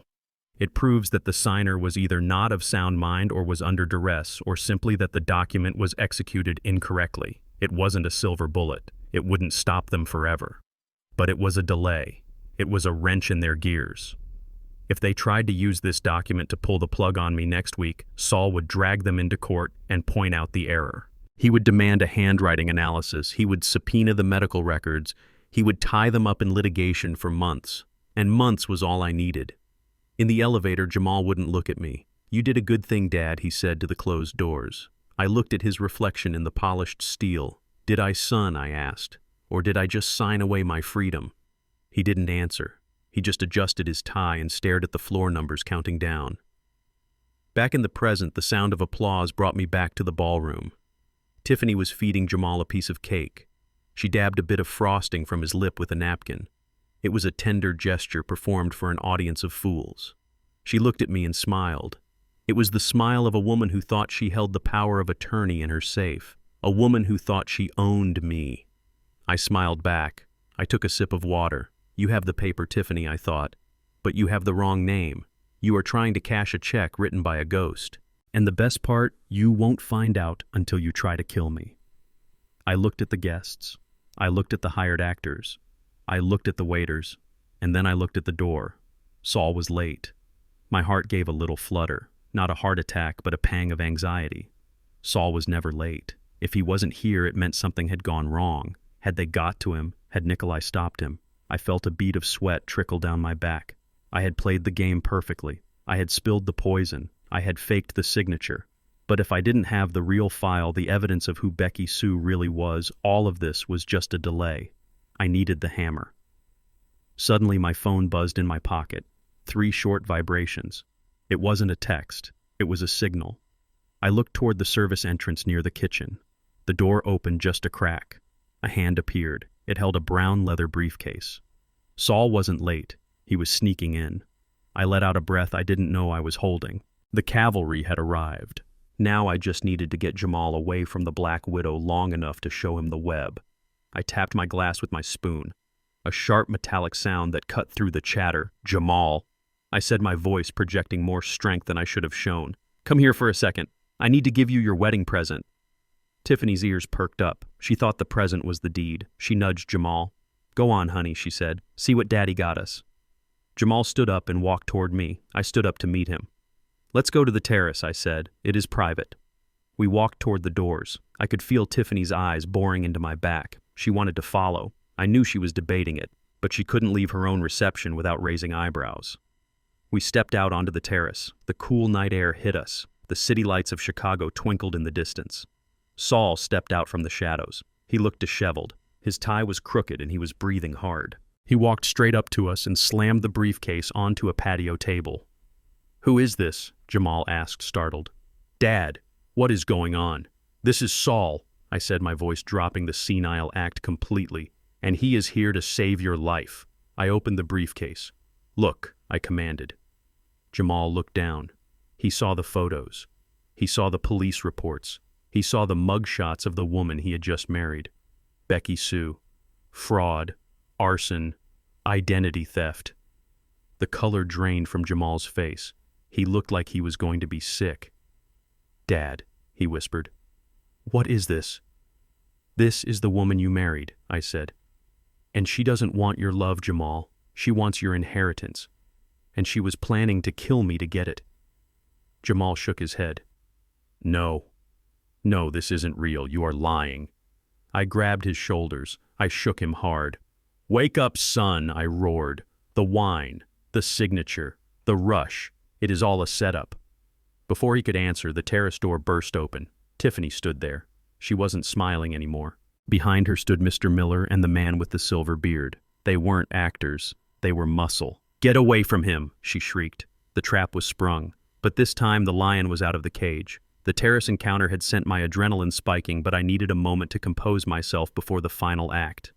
I watched Jamal staring at the photos in the briefcase, his world crumbling in real time, but before I could press the advantage, Tiffany had burst in with her goons. I needed to separate them.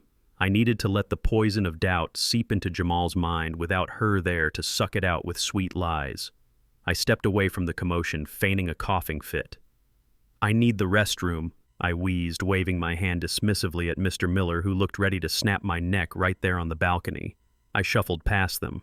Tiffany's eyes tracked me like a hawk, but she was too busy doing damage control with Jamal to follow. She signaled to the man with the silver beard, the fake uncle, but I moved faster than they expected, slipping through the French doors and into the crowded ballroom before ducking down a side corridor. The men's room at the Drake Hotel was a palace of marble and gold fixtures. It was empty, thank God. I walked to the sink and splashed cold water on my face. I looked at myself in the mirror. The eyes staring back were old and tired, rimmed with red, but the fire behind them was still burning. "You are almost there, Darius," I whispered to my reflection. "Just hold on a little longer." I reached for a paper towel to dry my hands. Click. The sound of the heavy door locking behind me echoed off the tile walls like a gunshot. I didn't turn around immediately. I finished drying my hands slowly, deliberately. I knew who it was before I even saw him. I could smell him. Beneath the layer of expensive cologne he had bathed in for the wedding, there was the faint, unmistakable scent of old engine oil and stale tobacco. It was the smell of the scrapyard. I turned around, leaning heavily on my cane. Standing in front of the door, arms crossed over his chest, was the man Tiffany had introduced as her Uncle Nico from Connecticut. Up close, he looked even less like a Connecticut blue blood than he did from a distance. The suit was expensive, but it didn't fit him right. It was tight across the shoulders and loose at the waist, the kind of fit you get when you buy off the rack and have too much muscle and too much belly. A tribal tattoo peeked out from above his collar, a jagged black line that crept up his neck like a scar. But it was the eyes that gave him away. They were dead eyes, shark eyes. "Hello, Uncle Nico," I said, my voice calm. "Or do you prefer the name I heard in the trunk of my car?" "Nikolai." He smiled. It wasn't a nice smile. It revealed a gold tooth in the back of his mouth. "You are a sharp old man," he said. His accent was thick now. The American veneer dropped completely. Russian, heavy and gravelly. "I try to pay attention," I said, gripping my cane. He took a step toward me. He was big, maybe 6'3", 250 pounds of bad intentions. "You should have stayed in the trunk," he said softly. "It would have been easier, a nice long sleep. Now it has to be messy." He walked past the sinks, checking the stalls to make sure we were alone. "Tiffany is panicking," he said, turning back to me. "She says you know things. She says you are playing games." "I am just an old man at a wedding," I said. "What games could I play?" "Drop the act, Darius," he snapped. "We know about the signature. We know you didn't drink the wine, and we know you have that land at the port." He stepped into my personal space. I could feel the heat radiating off him. "That land is worth $20 million to the developers," he hissed. "But to my organization, it is worth much more. We need that access point, and you are going to give it to us." I looked him up and down. "So that is what this is really about," I said. "It is not just about Tiffany's debts. It is about smuggling. You want my warehouses to move your product." He chuckled. "Smart. Too smart. That is why you have to go. But before you go, you are going to sign a quitclaim deed. Tiffany has it in her garter belt. She will bring it to you later. You will sign it, and then you will have a heart attack." "And if I don't?" I asked. He shrugged. "Then the heart attack happens anyway. But first we break your son's legs. Maybe we break his fingers one by one. He is a pianist, isn't he? Or a coder. Hard to code with smashed hands." Rage flared in my chest, hot and white. Threatening me was one thing. Threatening Jamal was a declaration of war. But I didn't lash out. I didn't swing my cane. That is what a younger man would have done, and that is how a younger man would have died. Instead, I laughed. It started as a low chuckle in my throat and grew into a loud barking laugh that bounced off the marble walls. Nikolai looked confused. He frowned, his brow furrowing. "Something is funny, old man," he asked, stepping closer, his fists clenching. "You are," I said, wiping a tear from my eye. "You really are. You come in here with your cheap suit and your bad breath trying to scare me. You think because I am 74 and walk with a stick that I am prey." I straightened my back. I stood to my full height. I was still shorter than him, but in that moment I felt 10 feet tall. You are not the first Russian thug to try and muscle in on the Chicago docks, son, I said, my voice dropping an octave, losing the tremor completely. I took a step toward him. He was so surprised he actually took a step back. Nikolai, I said, letting the name roll off my tongue. You are what, 35? 30. 40 maybe. You are a baby. You don't remember how this city used to be. I know enough, he growled, but there was a flicker of uncertainty in his eyes. You know nothing, I spat. I pointed my cane at his chest. The rubber tip poked his expensive silk tie. You work for the Bratva, right? Or some splinter cell of it. Who is your boss? Don't tell me. Let me guess. Is it Kirill? No, he is too young. Is it Heavy Vanya? No, he is in federal prison. I leaned in close, lowering my voice to a conspiratorial whisper. You answer to Volkov, don't you? Or maybe the ghost of Volkov. Nikolai froze. His face went pale. The name hit him like a physical blow. How do you know that name? He stammered. I fixed his Cadillac. I lied smoothly. It was a bluff, a massive, dangerous bluff, but it was grounded in truth. I had fixed cars in the 90s, and I knew the names of the players because you couldn't run a logistics business in Chicago without knowing who owned the streets. I had never met Volkov personally, but I knew his reputation. He was the bogeyman of the underworld. A legend. 1992. I continued weaving the lie with the confidence of a man who has nothing to lose. A black Fleetwood Brougham. Bullet holes in the rear quarter panel. He came to my shop at 3 a.m. Just him and a driver. He paid me $10,000 cash to patch it up and forget I ever saw him. I stared into Nikolai's eyes. He told me something that night, I said. He told me that he respects men who work with their hands. He said that a man who builds something is worth 10 men who just take. I poked him with the cane again, harder this time. You are a taker, Nikolai. You are a scavenger. And let me tell you something else. I still have the number he gave me, the emergency number. He said if any low-level punk ever tried to bother me, I should call it. It was pure fiction. Volkov was probably dead or in Siberia. But Nikolai didn't know that. Thugs like him lived on fear and hierarchy. The mention of a founding father of his organization was enough to make him doubt everything. You are lying, he whispered, but his voice lacked conviction. Am I challenged. Do you want to take that bet? Go ahead, break my son's fingers. See what happens to you. If Volkov doesn't get you, my union brothers will. You think the dock workers in this city answer to you? They answer to me. I fed their families for 40 years. One phone call and your body ends up in a car crusher and comes out the size of a toaster. Nikolai stared at me. He looked at the cane. He looked at my eyes. He was looking for the fear he had seen earlier, but the fear was gone. He was looking at Darius King, the man who had survived riots, recessions, and corrupt aldermen. He stepped back. He adjusted his jacket nervously, covering the tattoo on his neck. This isn't over, he muttered. Tiffany owes us. We will collect. You collect from her? I said, stepping aside to clear the path to the door. Leave my family out of it, or I will burn your whole operation down with a single match.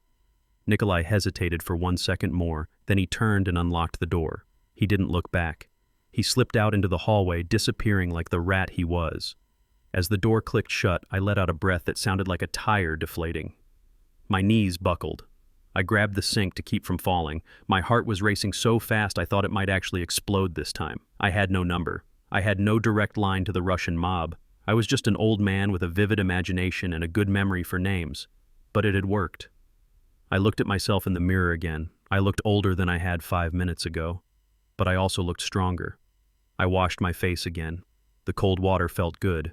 1 down, I thought. 2 to go. Nikolai was neutralized for the moment. He was confused and scared. He would hesitate. And hesitation was all the time I needed. Now I had to deal with the real threat, the one wearing the white dress. I straightened my tie. I picked up my cane. I walked back out into the party. The band was playing a slow song. Couples were dancing. It looked so peaceful, so normal. I saw Jamal sitting at the table alone. His head was in his hands. Tiffany was standing over him, whispering furiously in his ear. She was trying to spin the narrative. She was trying to fix the cracks I had made. I walked toward them. It was time to drop the bomb.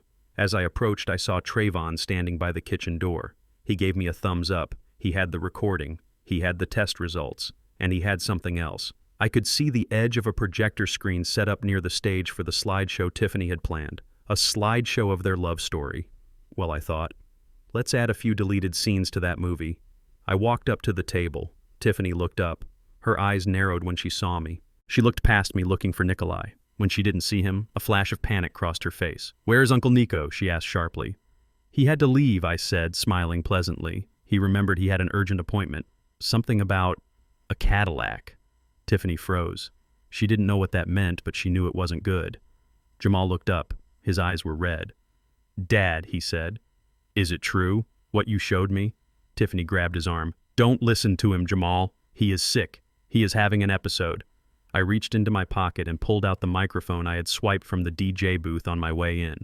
"Ladies and gentlemen," I said, my voice booming through the speakers, cutting through the music.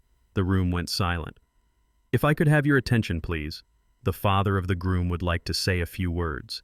Tiffany lunged for me, but Trayvon stepped in her path, blocking her with the ease of a linebacker. I looked at the crowd. I looked at the hired actors. I looked at my family. And then I looked at the camera recording the wedding video. "Smile, Tiffany," I said. "You are about to be famous." Standing there with the microphone in my hand, staring down at the woman who wanted me dead, my eyes drifted to my son. Jamal looked so lost. He looked like a little boy who had dropped his ice cream cone in the sand. He didn't understand why his father was attacking his wife. He didn't understand the war that was being fought over his head. And for a split second my resolve wavered, not because I was afraid of Tiffany, but because I knew that what I was about to do would break him. My mind flashed back to just 2 hours ago, the dressing room at the church. It was right after I had arrived from the trunk incident. I had just cleaned the grease off my face in the bathroom and walked into the vestry where Jamal was waiting. It was a small room, smelled of old wood and lavender, mirrors on every wall. Jamal was standing in front of the full-length mirror, adjusting his bow tie for the 10th time. He looked sharp. He looked like a prince. But when he saw me, his face lit up with that guileless, open smile that he had inherited from his mother. "Dad," he said, turning around, are you okay? You look a little shaken." I gripped my cane, leaning on it harder than I needed to. I was still vibrating from the adrenaline of the trunk, from the sound of Tiffany negotiating my murder. "I am fine, son." I lied, my voice raspy. "Just old age." The traffic was bad. Jamal rushed over and guided me to a velvet armchair. "Sit down, Dad. I will get you some water." He poured a glass from a crystal pitcher. He handled it with such care. He was a good boy. That was the tragedy of it. He wasn't a shark like me. He wasn't a wolf like Tiffany. He was a golden retriever, loyal, trusting, and completely oblivious to the fact that he was living in a house full of fleas. He sat down on the ottoman in front of me, his knees touching mine. He looked at me with shining eyes. "I am so happy you are here, Dad," he said. "I know you had your doubts about Tiffany. I know the Rolex thing was weird, but she really loves us. She really wants to be part of this family." I looked at him. I wanted to scream. I wanted to shake him. "She wants to bury this family, Jamal." I just nodded. "She is a determined woman," I said carefully. "She is," Jamal agreed eagerly. "And she is smart, Dad, like really smart about money. That is actually something I wanted to talk to you about." Before the ceremony starts, my stomach tightened. Here it comes, I thought. The pitch. "Oh," I asked.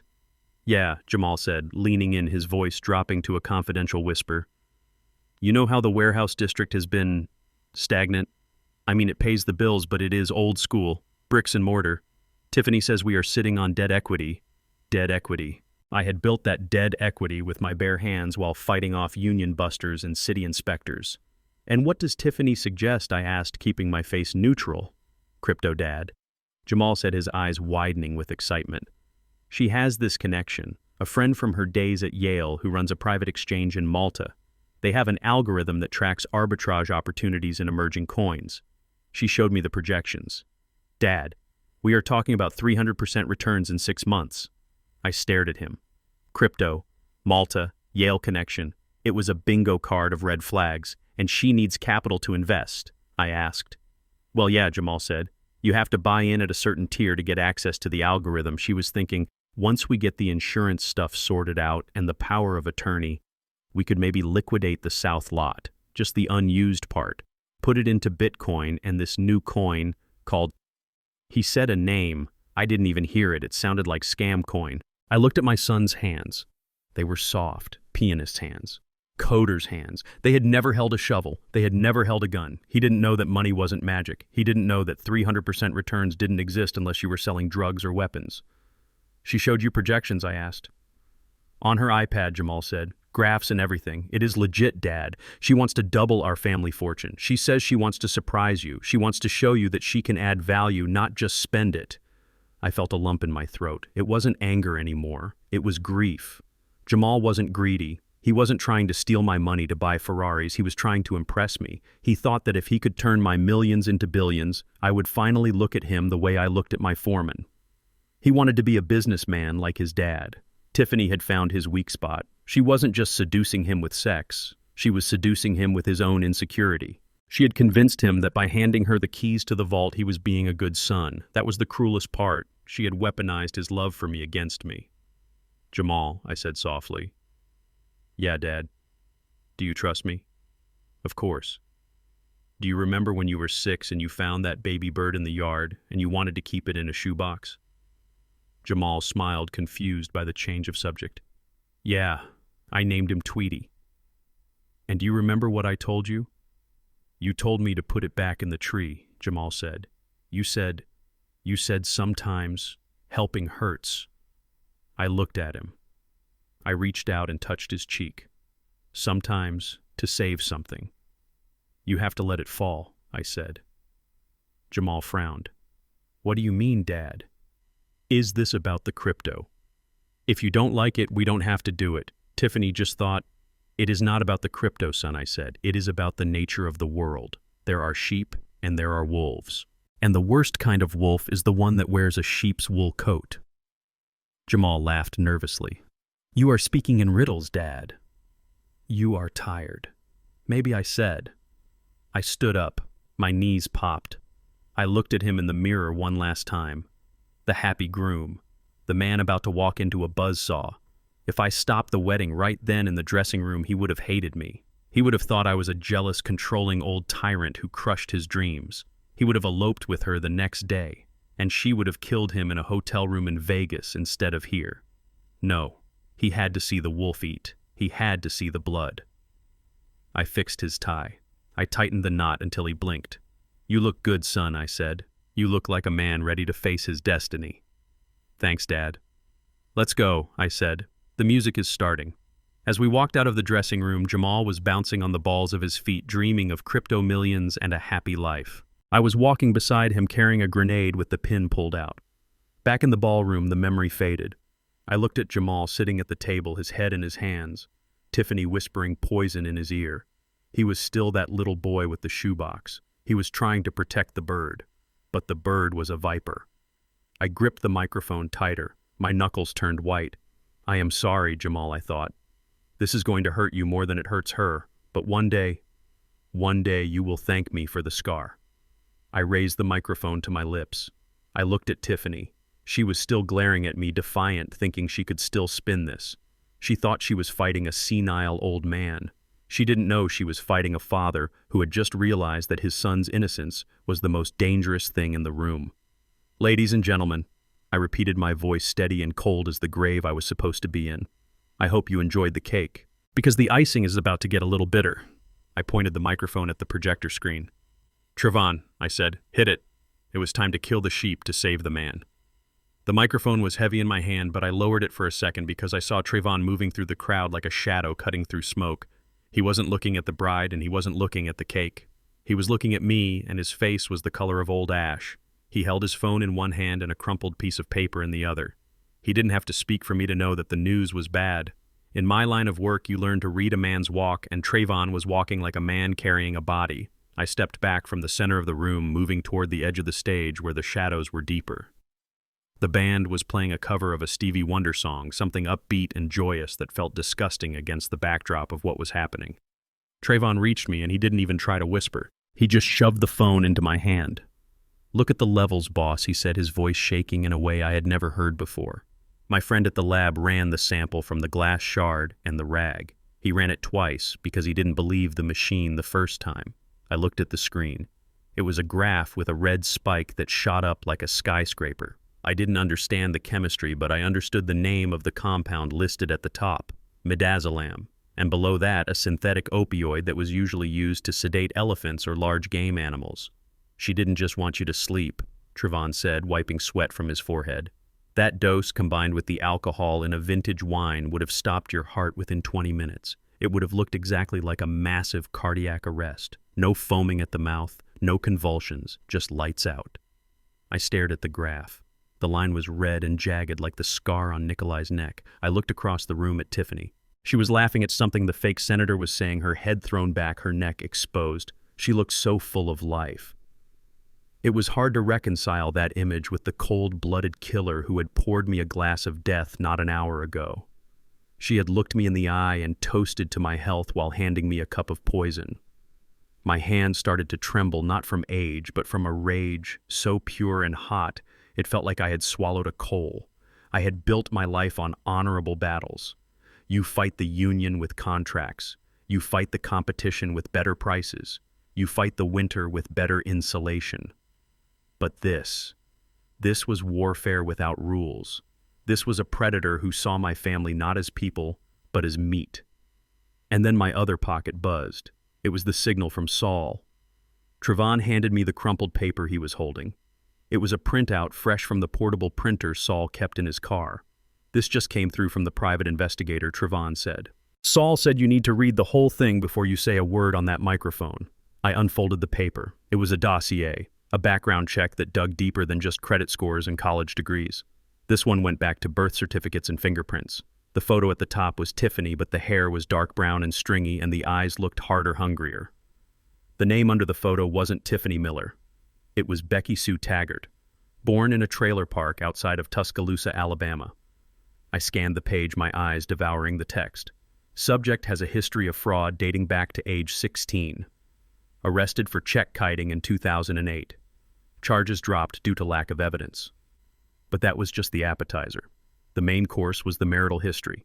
Husband number 1, Gary Wilson. Oil rig foreman in Texas. Married 2012. Died 2013. Hunting accident. Sole beneficiary of a $500,000 policy. Becky Sue was the only witness. Husband number 2, Richard Chen. Software developer in San Jose. Married 2016. Died 2017. Drowning accident while kayaking. Body never recovered. Life insurance payout $2 million. Husband number 3, Arthur Vance, Wall Street broker. Married 2020. Died 2021. Ruled a suicide after he went bankrupt. All assets transferred to his wife 2 days before he jumped. I looked up from the paper. My breath caught in my throat. She wasn't just a gold digger. She was a serial killer. She was a black widow who moved from state to state, changing her name and her hair color, leaving a trail of dead men and emptied bank accounts in her wake. And Jamal. My sweet, naive Jamal, who played the piano and rescued baby birds. He was husband number 4. I looked at the dates. The pattern was terrifyingly consistent. 1 year. She kept them for exactly 1 year. Long enough to establish residency, long enough to get the paperwork signed, long enough to make the death look like a tragedy instead of a hit. But with me, she was accelerating the timeline. She was desperate. The debts to the Russian mob must be huge. She couldn't wait a year for Jamal to inherit my money naturally. She needed me dead now so she could control the trust and liquidate the assets to pay off Nikolai. I realized with a jolt of terror that my life was being measured in minutes, not years. If the wine hadn't worked, she would try something else. Maybe a push down the stairs at the reception, maybe a car accident on the way home, and if she couldn't get to me, she would use Jamal as leverage. I looked at my son again. He was sitting there looking at his new bride with that puppy dog adoration.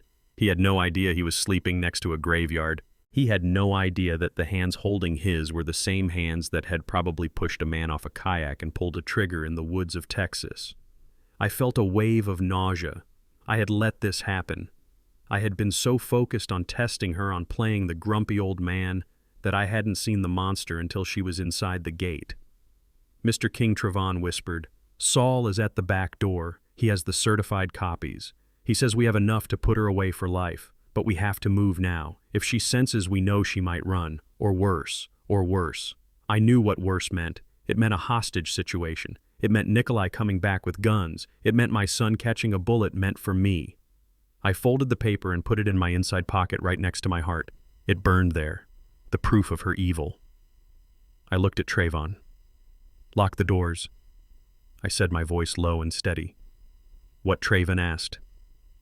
"Lock the doors, Trayvon. No one leaves, not the guests, not the waiters, and especially not her." "But the fire code," Trayvon started. "Damn the fire code," I snapped. "I am not letting her walk out of here. I am not letting her disappear to another state to find another victim. It ends tonight." Trayvon nodded, a grim look of understanding on his face. He signaled to two of my warehouse guys who were working security at the door. Big men who owed me their livelihoods. They moved quietly to the exits, turning the locks. I gripped the microphone again. My hand was steady now. The fear was gone, replaced by a cold, hard clarity. I was Darius King. I had built skyscrapers. I had paved highways. I had survived the death of the only woman I ever loved. I was not going to let a grifter from Alabama destroy my legacy. I walked back to the center of the stage. The spotlight hit me blindingly bright. Tiffany looked up. She saw the change in my posture. She saw that the cane was no longer supporting me but resting lightly in my hand like a weapon. She saw the look in my eyes. And for the first time since this nightmare began, I saw genuine fear in hers. She knew. She didn't know how I knew, but she knew the game was up. She started to stand up, reaching for her purse. The purse that probably held a burner phone and a passport. "Sit down, Tiffany," I boomed into the microphone, my voice echoing off the vaulted ceiling. The music stopped. The chatter died. Every eye in the room turned to me. "Sit down," I repeated, darker this time. "We haven't even opened the gifts yet, and I have a very special gift for you." I reached into my pocket and pulled out the dossier. I held it up for the room to see. "It is a storybook," I said. "It is a fairy tale about a girl named Becky Sue." Tiffany froze halfway out of her chair. Her face went white as the fondant on the cake. Jamal looked at me, then at her. "Dad, what are you doing?" he asked, his voice trembling. "I am reading the news, son," I said. I looked at the camera. I looked at the crowd. Chapter 1. I said, opening the file. Once upon a time, in a trailer park in Tuscaloosa, the air in the room grew heavy, charged with the static of impending violence. I could see Mr. Miller reaching under his jacket. I could see the fake guests shifting uncomfortably. But I didn't care. I was the lion in the center of the ring, and I was about to roar. The silence that followed my opening line about the fairy tale of Becky Sue did not last long. I had expected Tiffany to scream or run or maybe even attack me. I was ready for violence. I was ready for denial. But I had underestimated her. I had forgotten that a predator does not panic when the trap snaps. A predator adapts. Before I could read the second sentence from the dossier, Tiffany burst into tears. It wasn't a cry of guilt. It was a cry of heartbreak. She rushed toward me, her hands outstretched, not to strike me, but to hold me. She threw her arms around my neck, burying her face in my shoulder, so the crowd could see her shaking shoulders while she whispered into my ear, "You are going to regret this, you old bat." Then she pulled back and looked at the crowd, her eyes filled with crocodile tears. "I am so sorry, everyone," she sobbed, her voice trembling perfectly. We were hoping he could make it through the reception without an episode. Dr. Evans said the dementia creates false memories. He gets confused. He thinks he is reading stories to his grandchildren. She looked at me with a pity that was more insulting than a slap. "Oh, Dad," she said softly, reaching for the microphone, "give me that. You are tired. You are mixing up your stories again. There is no Becky Sue. You are at Jamal's wedding.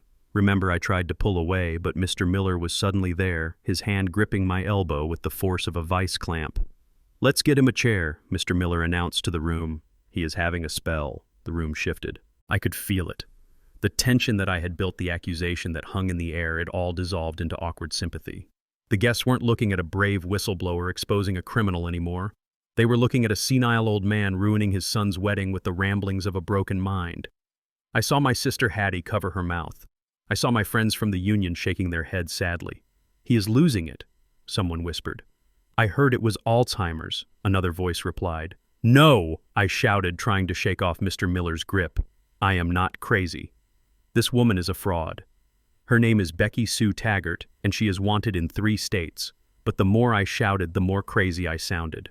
That is the genius of the gaslight. The truth sounds like hysteria when the lie is told calmly." Tiffany shook her head, wiping her eyes. "See," she said to the room, "he gets paranoid. He thinks everyone is out to get him. It breaks my heart.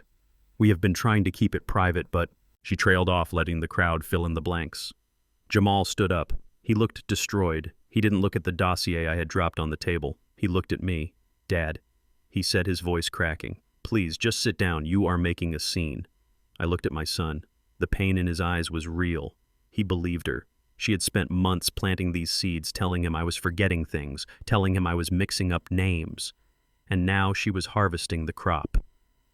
"I am not making a scene, Jamal," I said, trying to keep my voice steady. "I am making a rescue."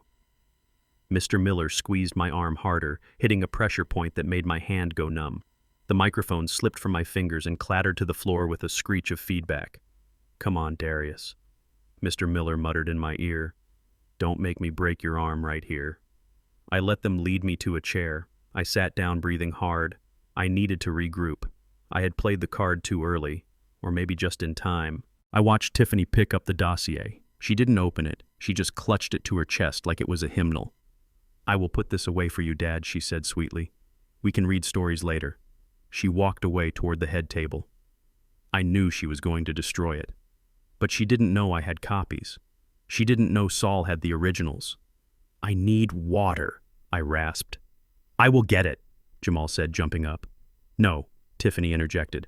"Let him go to the restroom. He probably needs to splash some water on his face. He looks flushed." She looked at Mr. Miller. "Uncle Nico, why don't you help him to the facilities? Make sure he doesn't get lost." The way she said "get lost" sent a chill down my spine. I stood up. I didn't want Mr. Miller touching me again. "I can walk," I snapped. I walked toward the exit, the crowd parting for me like I was a leper. I could hear the whispers. So sad.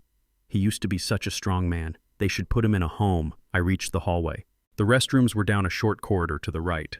I knew this hotel. I had been here a dozen times for union banquets. I walked toward the door marked Men. I was sure it was the door on the left. I reached for the handle, but just as I pushed it open, I heard a scream, a high-pitched shriek that echoed off the tiled walls. I looked up. I was standing in a room full of mirrors and vanity counters. A woman, the same woman I had spilled wine on earlier, was standing there fixing her makeup. She spun around, her eyes wide with shock. "Get out!" she screamed. "This is the ladies' room." I froze. I looked back at the door. There was a pink sign on it, "Women." But I swore. I swore on my mother's grave that 5 seconds ago it was the men's room. Then I saw it, a small piece of tape on the door frame. And down the hall I saw a waiter, one of the hired staff, not my guys, hurriedly peeling a temporary sign off the other door. It was a setup, a cheap high school prank, but effective. Mr. Miller appeared behind me. He grabbed my shoulder and yanked me out of the room. "Jesus, Darius," he shouted loud enough for the hallway to hear. "You can't go in there. That is the ladies' room." Guests were poking their heads out of the ballroom. They saw me being pulled out of the women's restroom. They saw the woman storming out behind me. "He is a pervert," she yelled, pointing a manicured finger at me. "He walked right in while I was changing?" "No," I stammered. "The sign—" They switched the sign. Mr. Miller shook his head, looking at the gathering crowd with a performance of weary patience. "I am so sorry, ma'am," he said. "He is confused. He doesn't know where he is." Tiffany appeared, pushing through the crowd. "Oh my God," she cried. "Dad." "What did you do?" "I didn't do anything," I roared. "You set me up. You switched the damn signs." Tiffany turned to Jamal, who had just run up. "See, Jamal," she said, sobbing again. "He is getting worse. He is wandering into the ladies' room. He is shouting about conspiracies. We can't keep him at home anymore. It is dangerous. What if he wanders into traffic? What if he hurts someone?" Jamal looked at me. He looked at the sign on the door. He looked at the angry woman. "Dad," he whispered. Why? I looked at my son. I saw the doubt hardening into resolve. He was accepting the narrative. His father was gone. replaced by a senile, dangerous stranger. "It wasn't me, son," I said quietly. "It is a trick." Jamal closed his eyes. I think Tiffany is right," he said softly. The words hit me harder than any bullet. "Tiffany is right," I asked. "We can't take care of you," Jamal said. "Not like this. You need professional help, Dad." Tiffany placed a hand on Jamal's shoulder. "I called Dr. Evans," she said soothingly. "He has a bed open at Shady Acres. The ambulance is on its way. They can take him right after the reception. It is for the best, Jamal. We have to do it for him." Shady Acres. It sounded like a retirement community. I knew it was a dumping ground, a place where they medicated old people into zombies so they wouldn't complain when their estates were drained. So that was the plan. Not murder. Not yet. Institutionalization. Declare me incompetent tonight. Get the power of attorney activated tomorrow. Liquidate the assets next week. And then, when I was just a drooling vegetable in a wheelchair, maybe a pillow over the face. It was cleaner. It was smarter. I looked at Tiffany. She was hiding a smirk behind her handkerchief. "You are good," I told her. "You are very good." She leaned in close, pretending to adjust my collar. "And you are done, Darius," she whispered. "Enjoy the Jell-O." I looked around. I was surrounded. Mr. Miller on one side, the fake uncle on the other. Jamal paralyzed by grief and manipulation, the crowd watching the spectacle of the crazy old man. I felt a vibration in my pocket. It wasn't fear. It was my phone. I didn't check it. I didn't need to. I knew who it was. Traven was ready. Saul was ready. They thought they had broken me. They thought they had humiliated me into submission. They thought that by making me look crazy, they had disarmed me, but they had forgotten one thing. The truth doesn't care if you are crazy. The truth just is. I took a deep breath. I straightened my jacket. I brushed Mr. Miller's hand off my shoulder. "I am not going to Shady Acres," I said clearly. Tiffany sighed. "Don't make a scene, Dad. The order is already signed." I laughed, a dry, humorless sound. "You know, Tiffany," I said, "you spent so much time building a fake past for yourself, you forgot to check the real present." I turned to Jamal. "Son," I said, "I want you to look at your phone." Jamal looked confused. "What?" "Look at your phone, Jamal. You got an email 2 minutes ago. From Saul." Tiffany's eyes widened. She tried to grab Jamal's arm. "Don't look at it, baby. It is probably just more of his nonsense." But Jamal pulled away. Curiosity is a powerful thing. He pulled his phone out of his pocket. I watched his face. I watched the color drain from his cheeks. I watched his eyes scan the PDF attachment. It wasn't the dossier. It was something better. It was the video from the scrapyard, the one Trevon had sent while everyone was staring at the ladies' room door. "Turn up the volume, son," I said. Jamal tapped the screen, and suddenly through the silence of the hallway came the voice of his beloved bride. 30 days. We get married today. Then we wait 3 weeks and pull the plug." The sound was tinny coming from the small speakers, but in the quiet corridor it sounded like thunder. Tiffany lunged for the phone. "Give me that." But Jamal stepped back. He looked at the phone. He looked at the woman in the white dress. And then he looked at me. And for the first time all day, he didn't see a senile old man. He saw his father. "Dad," he whispered. I smiled. A real smile this time. "The show is over, Becky," I said. And then I turned to the ballroom. "Trayvon," I shouted. "Put it on the big screen." It was time to bring the house down. The hallway outside the ballroom was a strange purgatory between the heaven of the party and the hell of the reality I was living in. The music thumped through the heavy double doors, a muffled bass line that sounded like a heartbeat under stress. I stood there with my son, the man I had raised to be a prince, watching him crumble under the weight of a truth he refused to carry. Jamal was pacing. He was sweating through his tuxedo shirt, wiping his forehead with a trembling hand. He looked at the closed doors, then back at me, his eyes darting like a trapped animal. He wanted to go back inside. He wanted to go back to the cake and the champagne and the lies. He wanted to pretend that the video on his phone, the voice of his wife talking about pulling the plug, was just a glitch, a mistake, a bad dream. "Jamal," I said, keeping my voice low and steady, "stop walking. Look at me." He stopped, but he didn't look at me. He looked at the floor. "Dad, please," he whispered. "I can't do this right now. Tiffany is waiting. The guests are waiting. We have to do the first dance. It is our song. I took a step toward him. My cane clicked on the marble floor, a sharp, lonely sound. There is no song, Jamal, I said. There is only a dirge. You heard the recording. You heard her voice. She gave you 30 days. Do you understand what that means? It means I am a dead man walking, and you are the widower she is grooming to be her next victim. Jamal shook his head violently, squeezing his eyes shut. No, he said. No. It is out of context. You don't know her dad. She has a dark sense of humor. Maybe she was joking. Maybe she was role-playing. People do weird things. It doesn't mean she is a killer. I stared at him. The denial was so deep it was terrifying. It wasn't just love. It was survival. If he admitted I was right, he had to admit that the last year of his life was a lie. He had to admit that he had been played. And for a man like Jamal, who prided himself on his intellect, on his ability to see patterns in code, admitting he had been hacked was impossible. I reached into my pocket. I had one card left to play before I burned the whole house down. I didn't want to show you this, I said. I wanted the voice to be enough, but I see that she has blinded you. I pulled out the physical photograph that Trayvon had printed along with the dossier. It was grainy, taken with a zoom lens from behind a stack of crushed cars, but the clarity was undeniable. It showed the scrapyard. It showed the rust and the mud. In the foreground was my Lincoln Town car, and leaning against the hood were two people. One was Nikolai, the man currently posing as a loving uncle inside that ballroom. The other was Tiffany. She was wearing her white coat, the one she wore to the rehearsal dinner. Her hands were on his chest, and he was kissing her. Not a friendly peck on the cheek, a deep, possessive kiss. I held the photo out. My hand was shaking, not from age, but from the sheer weight of the heartbreak I was about to inflict on my son. Look at it, Jamal, I commanded. He refused. He turned his head away.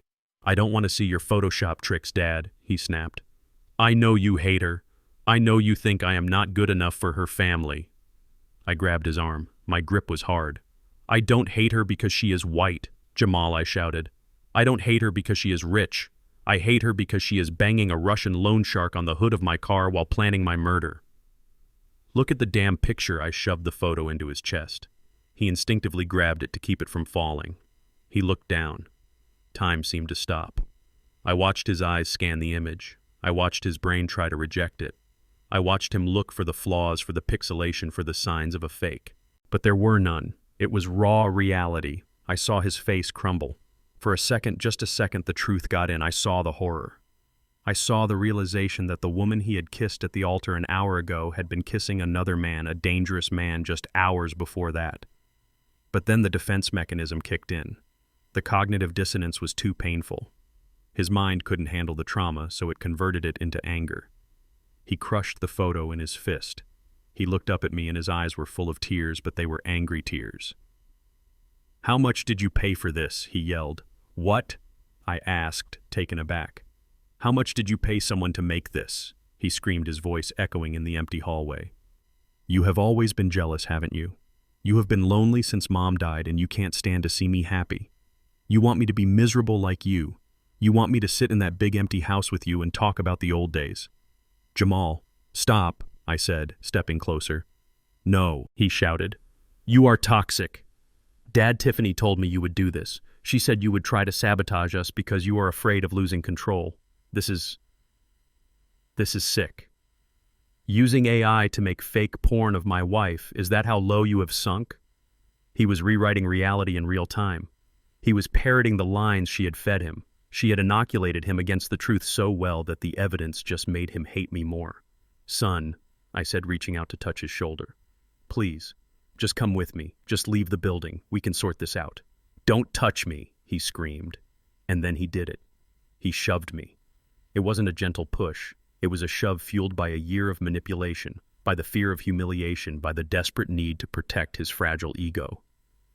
He put both hands on my chest and pushed with all his strength. I wasn't ready for it. I was leaning on my cane. The force of the blow threw me off balance. My cane clattered across the floor. My feet slipped on the polished marble. I fell backward. Time slowed down. I felt the air leave my lungs as my back hit the hard floor. My head cracked against the stone with a sickening thud. My glasses flew off and skittered away. I lay there stunned. The pain radiated from my hip and my head, but the physical pain was nothing compared to the hole that had just been punched through my heart. My son had struck me. The boy I had carried on my shoulders. The boy I had taught to tie his shoes. The boy who had cried when his goldfish died. He had just put his hands on his 74-year-old father and thrown him to the ground. Silence fell over the hallway. Jamal stood over me, his chest heaving, his hands still raised in the pushing position. He looked down at me, and for a moment the anger vanished, replaced by sheer terror. He looked at his own hands as if they didn't belong to him. "Dad," he whispered. I tried to sit up, but the room spun. I groaned. Jamal took a step toward me, his hand reaching out. "Oh my God. Dad, I didn't mean to." But before he could help me, the double doors of the ballroom burst open. Tiffany stood there. She must have been listening. She must have been waiting for the explosion. She saw me on the floor. She saw Jamal standing over me, and she didn't gasp in horror. She didn't rush to help. She smiled, a tiny, victorious smile that vanished instantly, replaced by her performance face. "Oh my God," she shrieked, rushing to Jamal's side. "Jamal, are you okay? Did he attack you?" She grabbed Jamal, pulling him away from me. He fell." Jamal stammered, tears streaming down his face. "I didn't mean to push him. He was saying crazy things, Tiff. He showed me this picture." Tiffany snatched the crumpled photo from Jamal's hand without even looking at it. She balled it up tighter and shoved it into her bodice. "It is fake, baby," she cooed, stroking his face, keeping his eyes on her, not on me. "Of course it is fake. He is sick. We talked about this. The dementia makes him aggressive. He tried to hurt you, didn't he? I don't know," Jamal sobbed. I struggled to my elbows. My head was pounding. "Jamal," I croaked. "Look at me. Don't look at him," Tiffany commanded, her voice sharp. "He is dangerous. Look at what he made you do. He is trying to destroy you, Jamal. He wants to ruin our wedding because he is a bitter, hateful old man." She looked down at me. Her eyes were cold, dead things. "You need to leave Darius," she said, "or I am calling the police and pressing charges for assault. I saw you lunge at him." I looked at my son. He was letting her hold him. He was burying his face in her neck, hiding from the shame of what he had done. He was choosing the lie because the truth was too heavy to carry. I slowly pulled myself up. My hips screamed in protest. I had to crawl a few feet to retrieve my glasses. I put them on. The world came back into focus, but it was a darker, uglier world than the one I had known 5 minutes ago. I reached for my cane. I used it to pull myself to my feet. I stood there swaying slightly, brushing the dust off my tuxedo. I looked at Jamal. "You pushed me down, son," I said softly. Jamal flinched. He didn't look up. "You pushed your father down for a woman who is stealing your soul," I continued. "Stop it," Jamal yelled, his voice muffled by Tiffany's shoulder. "Just go to the hospital. Go anywhere but here." I looked at Tiffany. She was glaring at me, challenging me. She thought she had won. She thought that by turning my son against me, she had disarmed me. She thought I would limp away in shame, broken by the rejection. But she didn't know Darius King. She didn't know that pain clarifies. She didn't know that the crack in my head had just let the light in. "I am not going anywhere," I said. I adjusted my tie. I checked my pocket to make sure the phone with the connection to the projector was still there. "You want a wedding, Tiffany?" I asked. "You want a memorable night?" I turned back to the doors. "Let's go back inside," I said. I think I finally found the right words for my toast. I pushed the doors open and walked back into the darkness of the party, leaving my sobbing son and his predator wife in the hallway. The time for whispering was over. The time for saving Jamal's feelings was over. Now I was going to save his life. And if I had to burn his heart to ash to do it, then so be it. The lion was wounded, and that just made him more dangerous. The marble floor of the Drake Hotel was cold against my cheek, a stark contrast to the burning heat in my hip where I had landed. The pain was sharp, a jagged bolt of lightning shooting down my leg, but I welcomed it. Pain was real. Pain was honest. Unlike the woman standing over me, pain didn't lie to your face while picking your pocket. I lay there, my eyes squeezed shut, listening to the chaotic symphony of my son's destruction. I could have gotten up. I was a king, and kings do not stay on the floor. My pride screamed at me to rise, to dust off my tuxedo, and to finish the fight standing tall. But 40 years in the logistics business had taught me that sometimes the most powerful move you can make is to stop moving. Sometimes you have to play dead to see who comes to bury you and who comes to mourn you. So I stayed down. I let my body go limp. I slowed my breathing, counting the beats of my heart, which was thumping against the hard stone floor. Dad Jamal's voice was a broken whisper. I could hear the terror in it. He sounded 5 years old again, standing over a broken vase, terrified of the consequences. "Dad, please get up. I didn't mean to. I swear I didn't mean to." I felt his hand on my shoulder, shaking me gently. "Dad, don't answer him, Darius," I told myself. "Let him sit in this fear. He needs to feel the weight of what he has done. He needs to understand that his blind loyalty to that woman has physical consequences." Then I heard the doors burst open again, the click-clack of stiletto heels on marble. Fast, aggressive, like a machine gun firing in bursts. Tiffany. She didn't run to me. She didn't drop to her knees to check my pulse or see if I was breathing. A normal person, a person with a shred of humanity, would have checked for life. But Tiffany Miller or Becky Sue or whatever name she would wear next was not looking for life. She was looking for an opportunity. "Oh my God," she shrieked. Her voice was pitched perfectly for the gathering crowd, loud enough to carry down the hallway, but modulated with just the right amount of hysterical grief. "What happened? Did he attack you again?"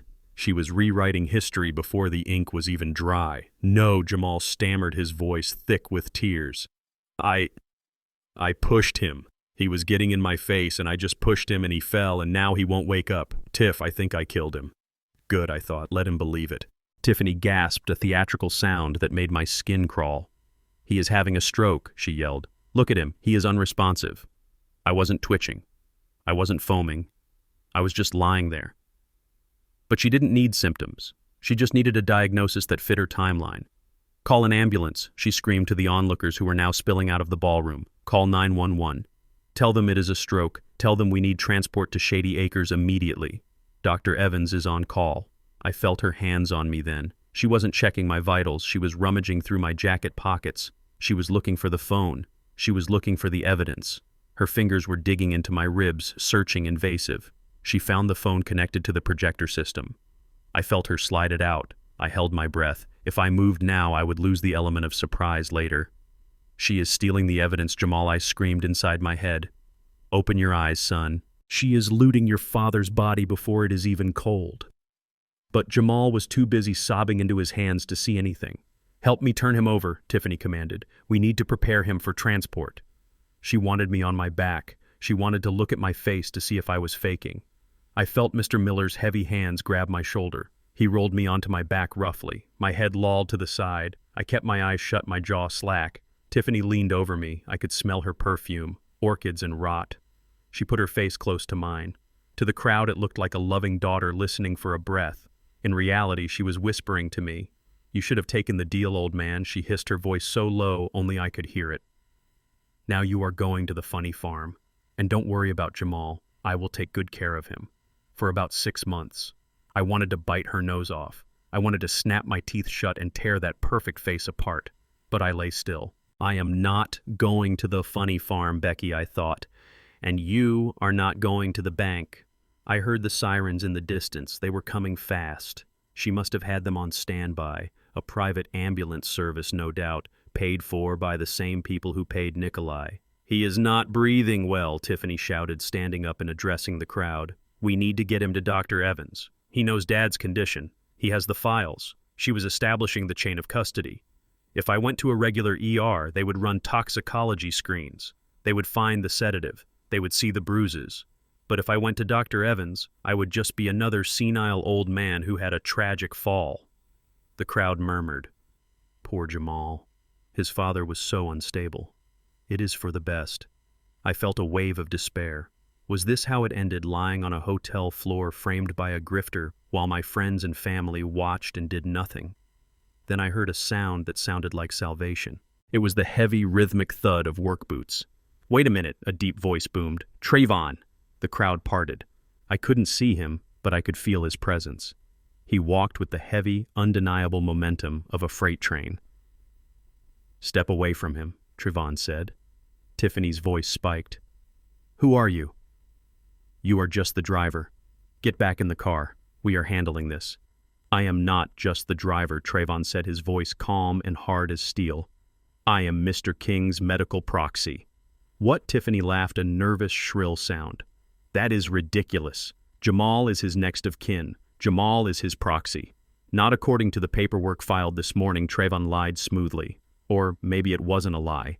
I had signed a lot of things with Saul in the last 24 hours. I heard the rustle of paper. Mr. King has a standing order, Trayvon announced. In the event of a medical emergency, he is to be transported to University Hospital by his private transport. No outside ambulances, no rogue doctors.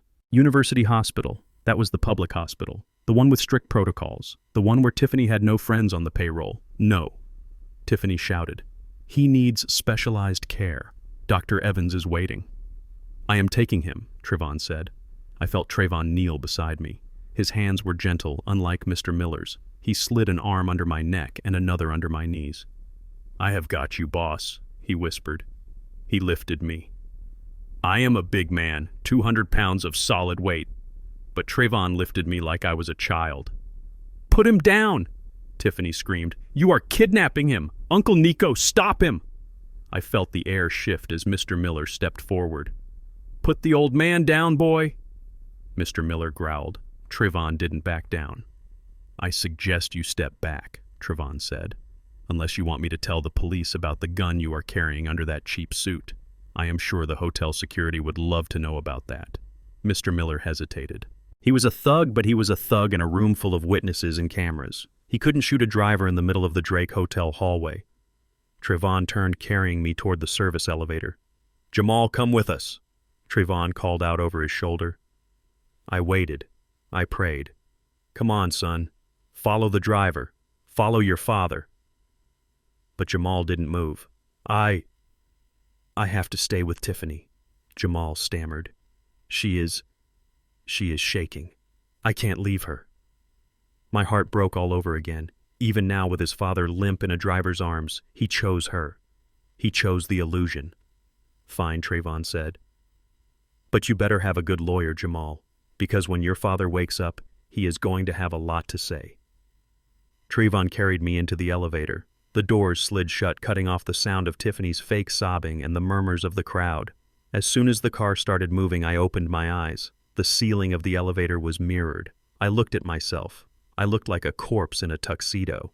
You can put me down now, son, I said, my voice groggy but functional. Trayvon didn't drop me. He lowered me gently until I was standing leaning against the rail. You okay, Mr. King? He asked, checking my head. That was a nasty fall. I touched the back of my skull. A lump the size of a golf ball was forming. I have had worse, I said. I fell off a scaffolding in '89. This is nothing. I looked at the floor indicator numbers counting down. Did you get the phone, I asked. Trayvon reached into his pocket and pulled out my phone. Not the one Tiffany stole. My real phone. She took the burner. Trayvon grinned. The one connected to the projector. She thinks she disarmed the bomb. I smiled. It hurt my face, but I smiled. And the ambulance, I asked. I called them off, Trayvon said. My cousin is waiting in the van out back. We are going to the warehouse. Saul is meeting us there. The warehouse. My fortress. My territory. Good, I said. I looked at Trayvon. He was young. He had a record. Society had written him off years ago. But today, he was the only man in Chicago I trusted with my life. You did good, Trayvon, I said. You stood tall. I learned from the best, he said. The elevator dinged, the basement level. We stepped out into the cool, damp air of the loading dock.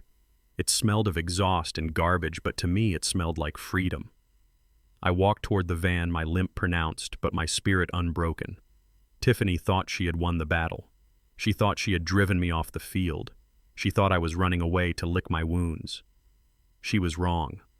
I wasn't retreating. I was flanking. I climbed into the van. I looked at the dark city skyline. Go back to the party, Trayvon, I said. He looked at me surprised. What, you want me to go back there? I nodded. I want you to go back and give Jamal a message, I said. What message? Tell him I died, I said. Trayvon's eyes went wide. Sir, tell him I died on the way to the hospital, I said, my voice cold and final. Tell him his push killed me. Tell him the stress was too much. But why, Trayvon asked. That will destroy him. Exactly, I said.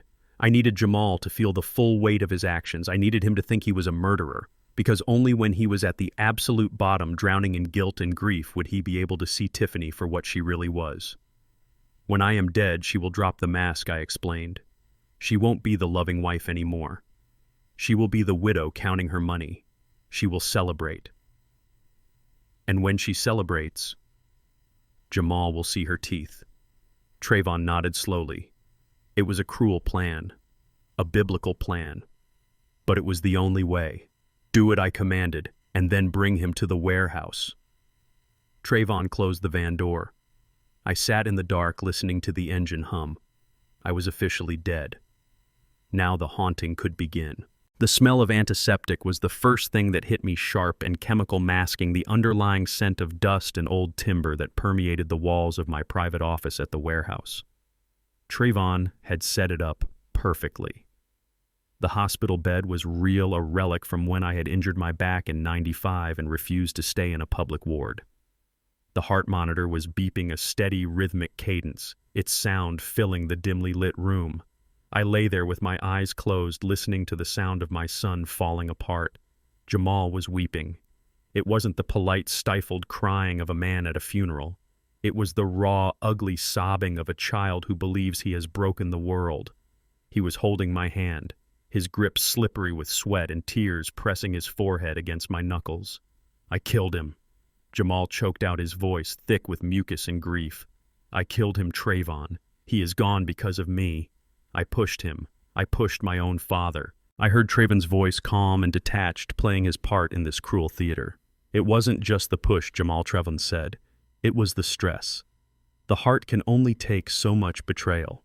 I felt a pang of guilt so sharp it rivaled the pain in my hip. I was torturing him. I was letting him marinate in a hell of his own making. But I knew I couldn't stop. Not yet. If I woke up now and hugged him, if I told him it was all a trick too soon, he would resent me. He would think I was manipulating him just like she was. He needed to hit the bottom. He needed to feel the absolute void of a life without me so he could understand what he was about to lose to that woman. I have to call her, Jamal sobbed, fumbling for his phone. I have to tell Tiffany. She needs to know. She loved him too, in her own way. That was the trigger. She loved him too. The delusion was so strong it was almost impressive. Even with his father lying dead in front of him, even with the memory of that photo in his mind, he was still trying to protect her narrative. He was still trying to be the good husband to the Black Widow. Enough!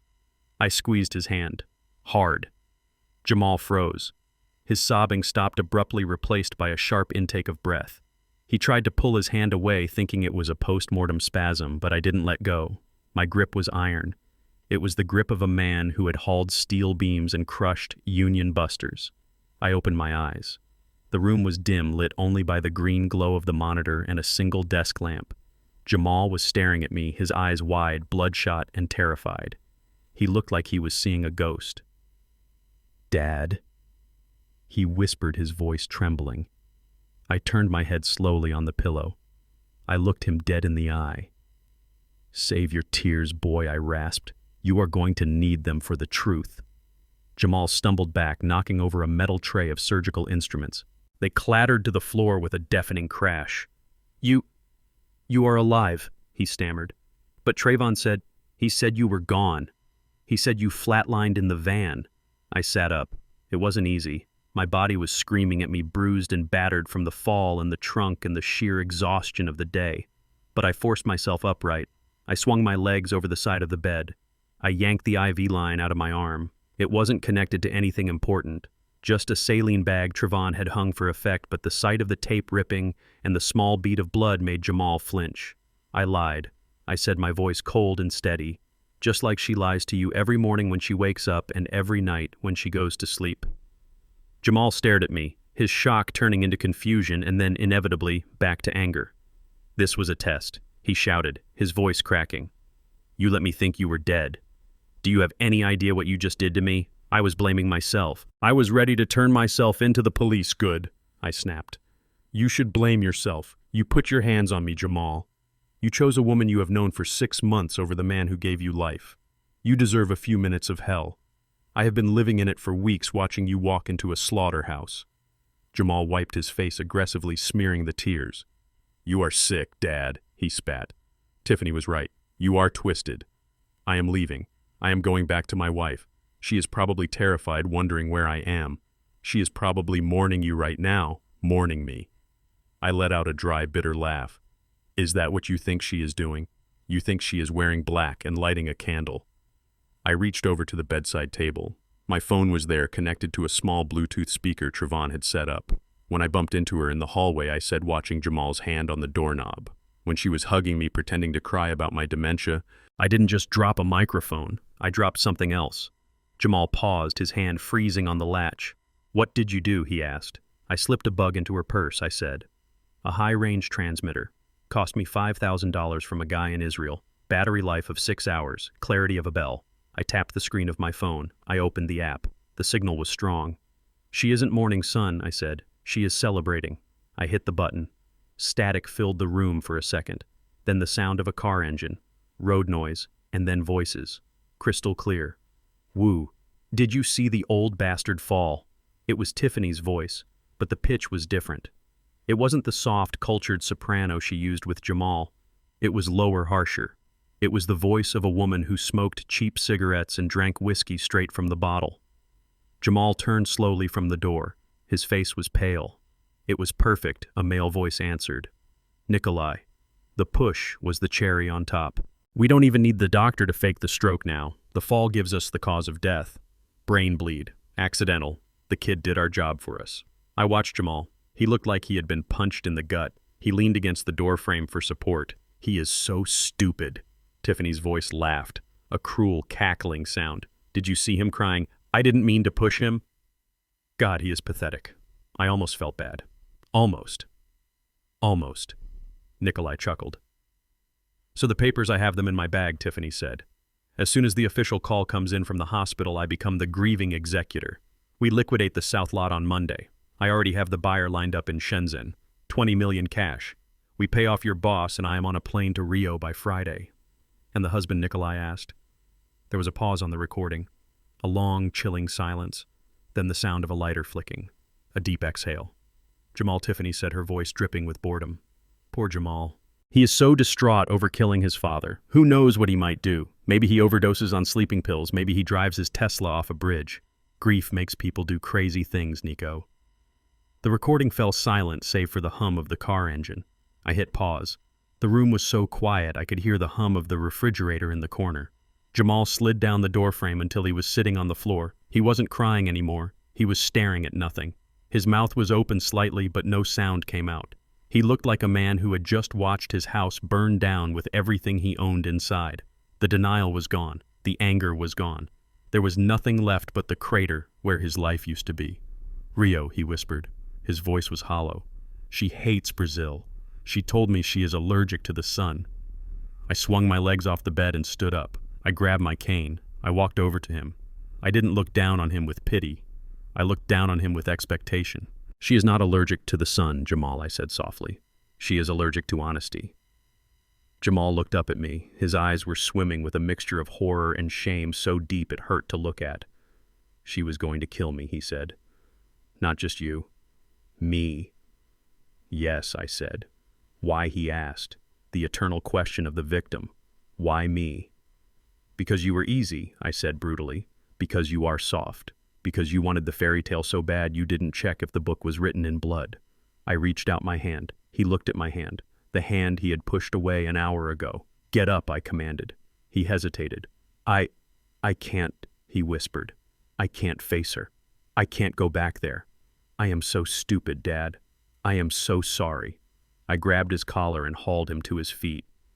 He was heavy, dead weight, but I didn't care. I pulled him up until his face was inches from mine. You are not stupid, I said fiercely. You were poisoned, but now you have the antidote. I smoothed his tuxedo jacket. I straightened his tie, which was askew. You are a king, I said, and kings do not hide in warehouses while thieves sit on their thrones. But what do we do? He asked, his voice trembling. She has guns. She has that guy Nikolai. We have something better, I said. I turned to the desk and picked up the thick file folder the original dossier Saul had brought. We have the truth, I said, and we have a room full of people waiting for a toast. I walked to the door and opened it. The cool night air of the warehouse district rushed in. Trayvon was waiting by the van, the engine idling. "Ready to go back to the party?" Mr. King Trayvon asked, grinning. I looked at Jamal. He wiped his face. He took a deep breath. His jaw set. It wasn't the jaw of the boy who played piano anymore. It was the jaw of a man who had just survived his own execution. "I am ready," Jamal said. I clapped him on the shoulder. "Then let's go bury Becky Sue," I said. We walked to the van, the dead man and the widower. The ride back to the hotel was silent, but the air inside the van was electric. We were no longer father and son fighting each other. We were soldiers marching to the same war. And as the city lights flickered past, I checked the time. 30 minutes had passed since I died. Just enough time for Tiffany to get comfortable. Just enough time for her to start drinking the good champagne. Perfect.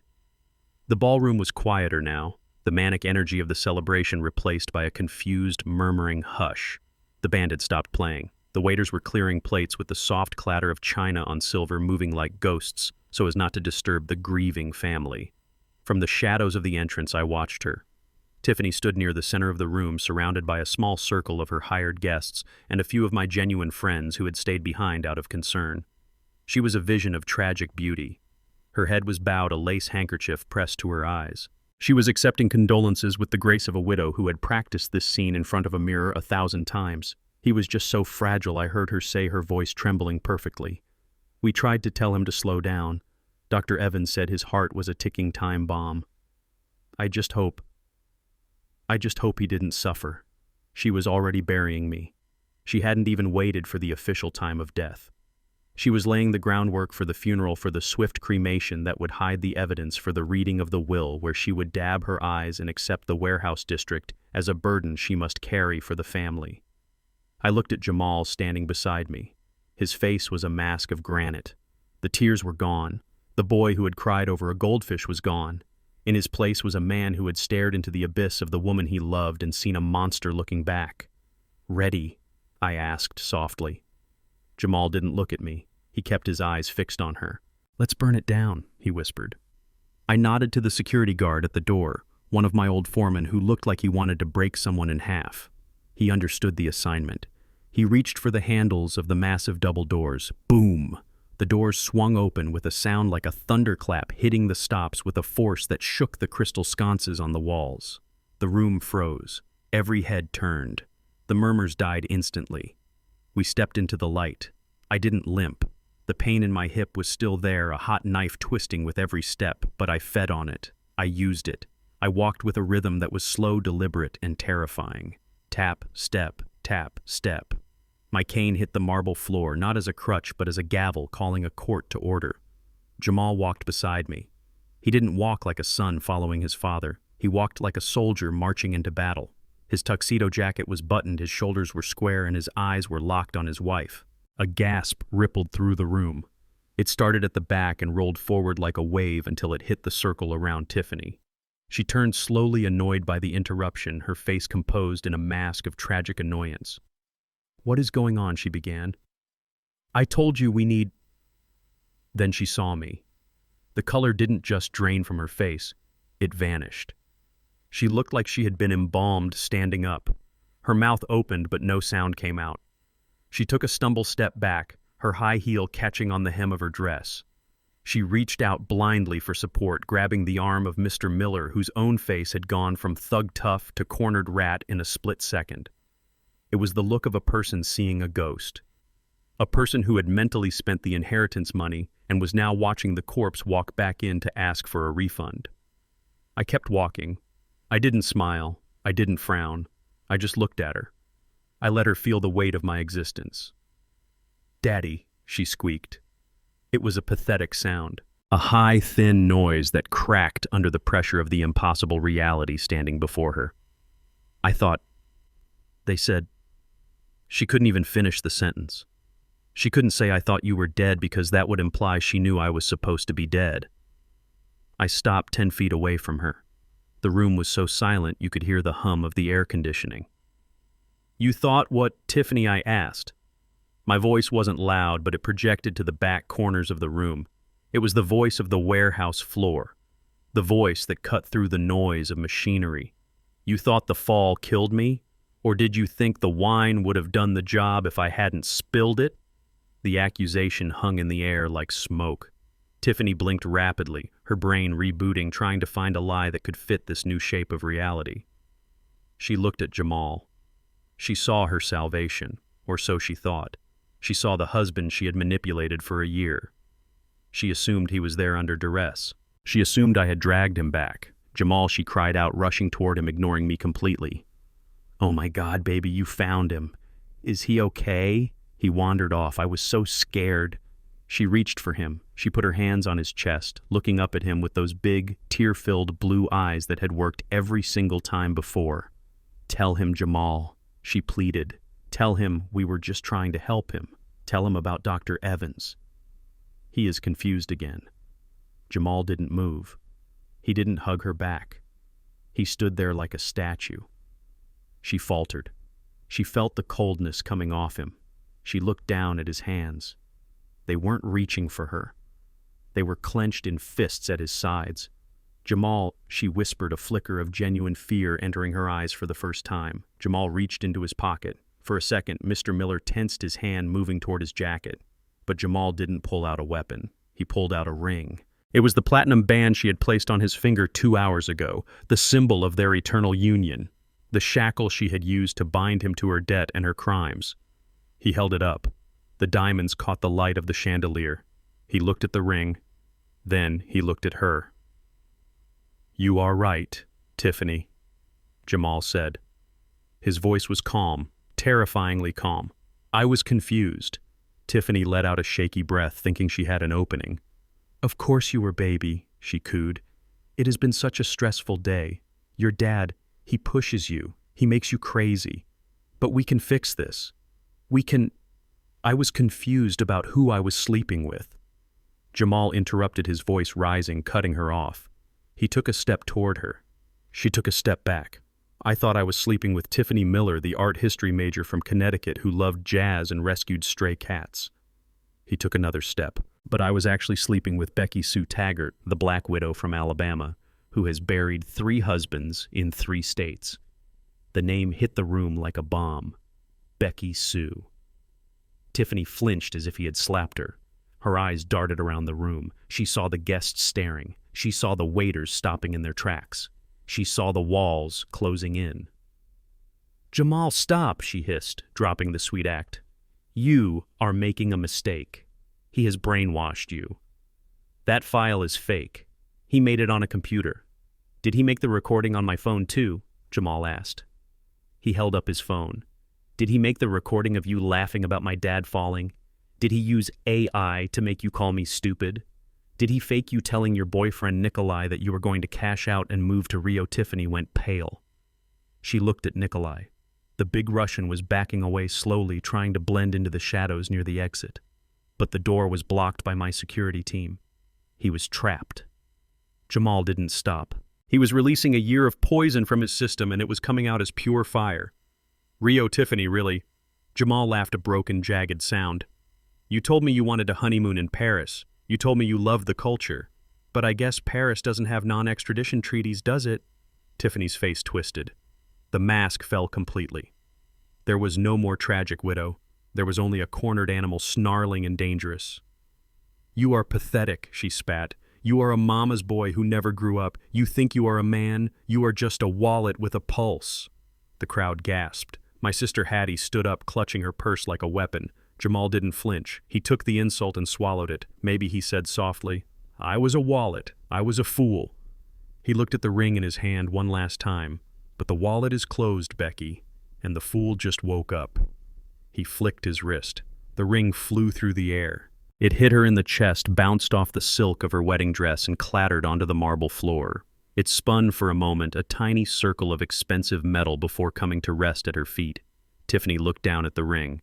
Then she looked up at us. Her eyes were full of hate. Pure, unadulterated hate. "You think you have won?" she screamed, her voice shrill and ugly.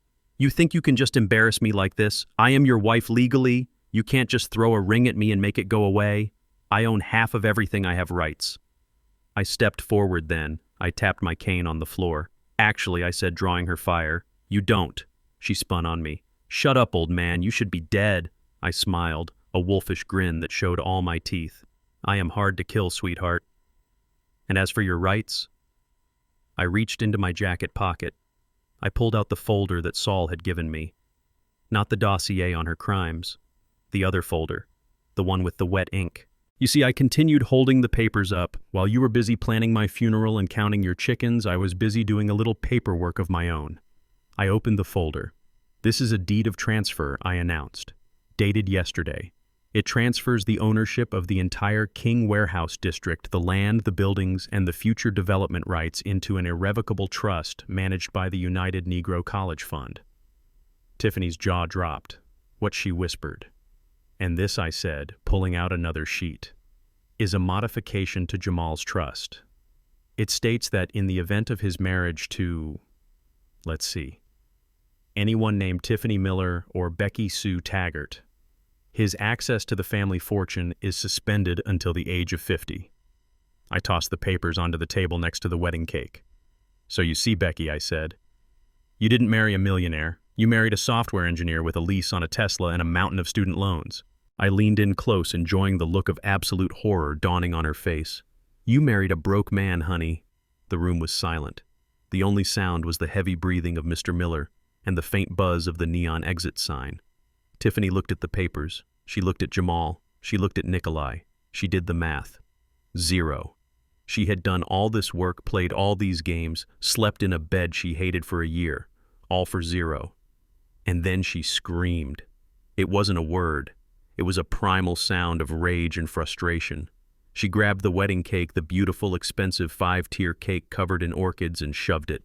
It crashed to the floor in an explosion of fondant and sponge. "I hate you!" she screamed, grabbing a knife from the table. "I hate all of you!" She lunged, not at me, at Jamal, but she never made it, because the doors behind us opened again, and this time it wasn't family, it was the police. The scream that tore from Tiffany's throat was not the sound of a human being. It was the sound of a demon being exorcised. She stood there, amidst the ruin of the cake, her white dress splattered with frosting and shards of sponge, her chest heaving like a trapped animal. She looked at the police officers entering from the back of the room. Then she looked at me, and finally she looked at the exit. But there was no exit. My guys were blocking the doors. Traven was standing by the stage. Jamal was standing beside me, a pillar of salt and sorrow. For a moment, silence reclaimed the room. It was a heavy, suffocating silence, the kind that happens after a bomb goes off, but before the dust settles. The guests were frozen. The hired actors were looking at each other, wondering if this was part of the script or if they were about to be accomplices to a felony. Tiffany tried one last, desperate gambit. She smoothed her hair. She wiped a smudge of icing from her cheek. She composed her face into a mask of terrified innocence. She pointed a trembling finger at me. "Officers," she cried out, her voice pitching up into a plea for help. "Thank God you are here. This man, my father-in-law, he has gone insane. He is attacking us. He threw the cake. He is hallucinating. Please, you have to take him to the hospital before he hurts someone." She was good. I had to give her that. Even with the noose tightening around her neck, she was still trying to sell the rope. The lead officer, a stern-faced woman with no patience for theatrics, paused. She looked at the destroyed cake. She looked at the old man with the cane. She looked at the bride in distress. For a second, just a split second, I saw the doubt in her eyes. The narrative of the crazy old man was powerful. But I didn't panic. I didn't shout. I didn't try to argue with her. I simply walked over to the microphone stand that was still upright near the band's stage. I tapped the mic. Thump, thump. The sound echoed through the ballroom, drawing every eye back to me. "I am not hallucinating, Tiffany," I said, my voice calm, deep, and resonating with the authority of a patriarch. "And I am not sick." I looked out at the crowd. I saw the faces of my friends, the people who had worked for me for decades. They looked confused, scared. They needed to see the truth. They needed to know why their boss, a man of honor, had turned a wedding into a war zone. "I have a few words I want to say to my daughter-in-law," I continued. "A toast, if you will." Tiffany lunged forward. "Stop him! He is going to say something crazy." But the officer held up a hand. "Let him speak, ma'am. Everyone calm down." I smiled at Tiffany. It was a cold smile. "You wanted a slideshow, didn't you?" I asked. You wanted to show everyone the story of your love, how you met Jamal, how you fell for his charm, how you built a life together. I reached into my pocket and pulled out the remote control for the projector. Trevon had set it up perfectly. Well, I think we should watch a movie, I said. But let's watch the director's cut. I pointed the remote at the massive screen behind the stage. Tiffany's eyes widened. She shook her head violently. No, no! I pressed the button. The screen flickered to life. It wasn't the montage of engagement photos set to Ed Sheeran that she had prepared. It wasn't the pictures of them holding hands in the park or laughing over coffee. The first image that filled the 20-foot screen was a mugshot. It was stark, unflattering. The lighting was harsh, highlighting the dark circles under the eyes and the thin, cruel line of the mouth. The hair was dyed black, stringy, and unwashed. The woman in the photo looked hard. She looked like she had lived 10 lifetimes of bad choices. But the face was unmistakable. Underneath the photo in bold black letters was the text from the Alabama Department of Corrections. Wanted. Taggart Becky Sue. Fraud, embezzlement, suspicion of homicide. A collective gasp went through the room. It sounded like all the oxygen had been sucked out at once. I watched the guests. I saw Mr. Miller, the fake father, close his eyes and curse silently. He knew the game was over. He started edging toward the kitchen door, but two of my warehouse foremen stepped into his path, arms crossed. "That is not me," Tiffany screamed. "That is Photoshop." He made it up. "He is trying to frame me." I didn't answer. I just pressed the button again. The slide changed. This wasn't a photo. It was a video. The audio crackled through the high-end sound system of the Drake Hotel. The sound of wind, the sound of a car engine idling, the sound of heavy machinery in the distance. The picture was grainy but clear enough. It showed a desolate corner of a scrapyard. Piles of crushed metal rose like mountains in the background. In the center of the frame sat my Lincoln Town Car, and leaning against the hood were two figures. One was the man the guests knew as Uncle Nico. The other was the bride standing in the center of the room. On screen, they weren't acting like uncle and niece. Uncle Nico had his hand on her waist. She had her hand on his neck. They were laughing. Then the audio kicked in. "The old man is so stupid," the voice on the screen said. It was Tiffany's voice, clear as a bell. "He actually bought the orchids. He thinks I care about his dead wife." The room went deathly silent. My sister Hattie let out a sob of pure outrage. On the screen, Nico laughed. And the son, Jamal, on screen. Tiffany rolled her eyes. "He is a puppy." I snapped my fingers. He sits. "Once the old man is dead, I will have power of attorney within 48 hours. We liquidate the assets, pay off your boss, and I am gone." "What about the boy?" Nico asked. On screen, Tiffany shrugged. A cold, dismissive gesture. "Who cares?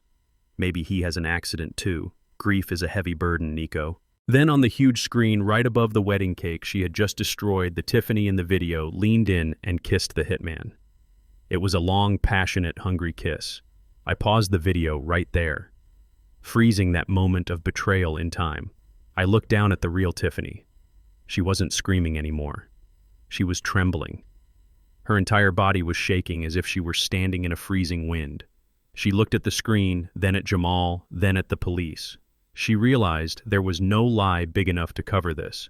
There was no gaslighting that could explain away a video of her plotting murder with her lover. I brought the microphone back to my lips. I looked at her with pity. Not for her, but for the soul she must have lost a long time ago. "You wanted a wedding, Becky," I said softly. "You wanted a spectacle. You wanted everyone to look at you." I gestured to the room. "Well, look around. They are looking." Tiffany let out a low, guttural moan. She sank to her knees, the white dress pooling around her like a shroud. "I am sorry," she whispered, looking at Jamal. "Jamal, baby, it was. I was forced. Nikolai made me." Jamal stepped forward. He stood over her. He didn't look angry anymore. He looked empty. He didn't say a word. He just turned his back on her and walked toward me. He stood by my side, putting his hand on my shoulder. I looked at the police officer. She was no longer doubtful. Her hand was on her handcuffs. I turned back to Tiffany one last time. "Oh, and there is one more thing," I said. I pointed the remote at the screen again. I clicked to the final slide. It was a live feed, a security camera view. It showed the back alley behind the hotel. Parked next to the dumpster was a black Lincoln Town Car. The trunk was popping open. You kept asking about the car, I said. You wanted to know where the Lincoln was. You told Nikolai to have it crushed after the wedding to hide the evidence of me being in the trunk. Tiffany looked up, her eyes filled with confusion and terror. Well, I kept it for you, I said. I leaned forward, my voice dropping to a growl that only she and the front row could hear. You want that Lincoln so bad, the police are waiting for you there. I nodded to the officer. She is all yours, Captain, I said, and be careful. She bites. The officers moved in. Tiffany didn't fight. All the fight had gone out of her. She went limp as they pulled her up. She didn't look at me. She didn't look at Jamal. She just stared at the floor, muttering to herself. It wasn't fair. It was so close. It wasn't fair. As they dragged her out, passing the guests she had hired and the family she had tried to destroy, the room remained silent. But as the doors closed behind her, a single sound broke the quiet. It was my sister Hattie. Amen, she said loudly. And then the room exhaled. I lowered the microphone. My hand was shaking now. The adrenaline was fading, leaving behind the exhaustion of a man who had lived 10 years in a single day. I looked at Jamal. He was looking at the screen where the frozen image of the kiss still lingered. Turn it off, Dad, he whispered. I handed the remote to Trayvon. Kill it, I said. The screen went black. The movie was over. But the cleanup was just beginning. The chaos that erupted in the ballroom was not the joyous chaos of a wedding celebration, but the ugly, desperate panic of a crime scene being secured. I stood by the microphone stand, leaning heavily on my cane, watching the beautiful lie my daughter-in-law had constructed disintegrate into 1,000 jagged pieces. The illusion of wealth, the illusion of class, the illusion of love. It all evaporated under the harsh lights of the police tactical gear. The officers moved with precision. They swarmed the stage where Tiffany was still kneeling, her dress a ruin of frosting and shame. But my eyes were drawn to the periphery, to the rats trying to scurry off the sinking ship. The man playing Mr. Miller, the fake father with the silver beard and the Patek Philippe watch, had lost his senatorial bearing completely. He was sweating profusely, his eyes darting toward the service exit behind the kitchen swing doors. He nudged the woman playing Mrs. Miller, and they began to crab walk toward the shadows, trying to blend in with the terrified catering staff. They almost made it. They were 5 feet from the door when a shadow detached itself from the wall. It was Trayvon. He didn't shout. He didn't wave a gun. He simply stepped into their path, his arms crossed over his chest, his face a mask of stone. Mr. Miller tried to shove past him, snarling something about rights and lawyers, but Trayvon didn't budge. He moved with the lightning speed of a man who had survived the yard. He stuck out a foot, catching Mr. Miller by the ankle. The fake diplomat went down hard. He hit the parquet floor with a bone-rattling thud that made the guests flinch. His expensive toupee slid askew, revealing a shiny, bald pate underneath. Mrs. Miller screamed a high-pitched sound that had nothing to do with maternal instinct and everything to do with self-preservation. She tried to step over her fallen partner to save herself, but the police were already there. I watched as the officers zip-tied their hands behind their backs. The dignity was gone. The old money facade was gone. They were just 2 hired grifters rolling on the floor in rented formal wear. But the main event was center stage. 2 officers hauled Tiffany to her feet. She wasn't limp anymore. The shock had worn off, replaced by a feral, vicious energy. She was fighting them, kicking and thrashing, her fingernails clawing at the air. She looked like a wild animal caught in a trap, snapping at anything that came close. And the person closest to her was Jamal. My son was standing just outside the radius of the struggle, watching her with eyes that looked like empty windows. He wasn't crying anymore. The tears had dried up, leaving behind a barren landscape of betrayal. Tiffany saw him. She saw the pity in his gaze, and it ignited something ugly inside her. She stopped fighting the police for a second and lunged toward him, straining against the handcuffs that were clicking onto her wrists. "Help me, you idiot!" she screamed. Her voice was unrecognizable. It was raw and guttural. "Tell them to let me go. Tell them it is a mistake. You are my husband. You have to protect me." Jamal didn't move. He shook his head slowly. "You are not my wife," he said, his voice quiet but carrying through the sudden silence of the room. "You are a stranger." That broke her. The last thread of her composure snapped. If she couldn't manipulate him, she would destroy him. She wanted to hurt him one last time, to leave a scar that would never heal.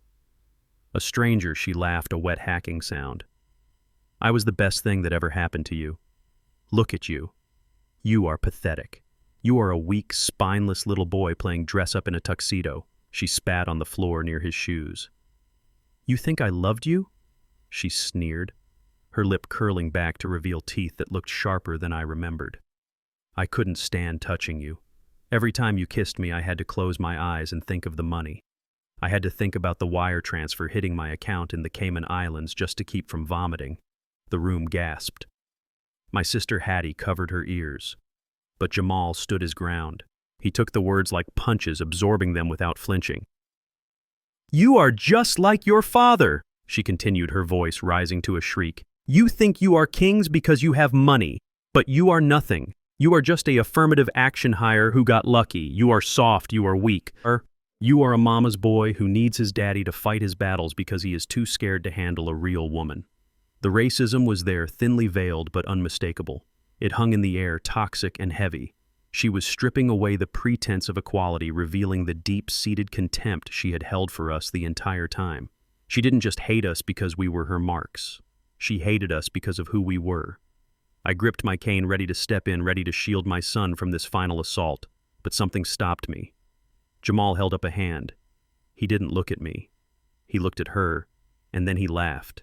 It wasn't a happy laugh. It was a cold, dry sound. A mama's boy, he repeated. He stepped closer to her, invading her space. The police officers tensed, ready to intervene, but Jamal didn't raise his fist. Not yet. You are right, Becky, he said, using her real name like a weapon. I was a mama's boy. My mother taught me to be kind. She taught me to trust. She taught me that love was worth fighting for. And because of her, I tried to save you. Even when the red flags were waving, I tried to see the good in you. Tiffany scoffed, rolling her eyes. Oh, spare me the sermon. But Jamal wasn't finished. But my father, he continued, pointing a thumb at me without looking away from her. My father taught me something else. He taught me that when a snake bites, you don't ask it for an apology. You cut off its head.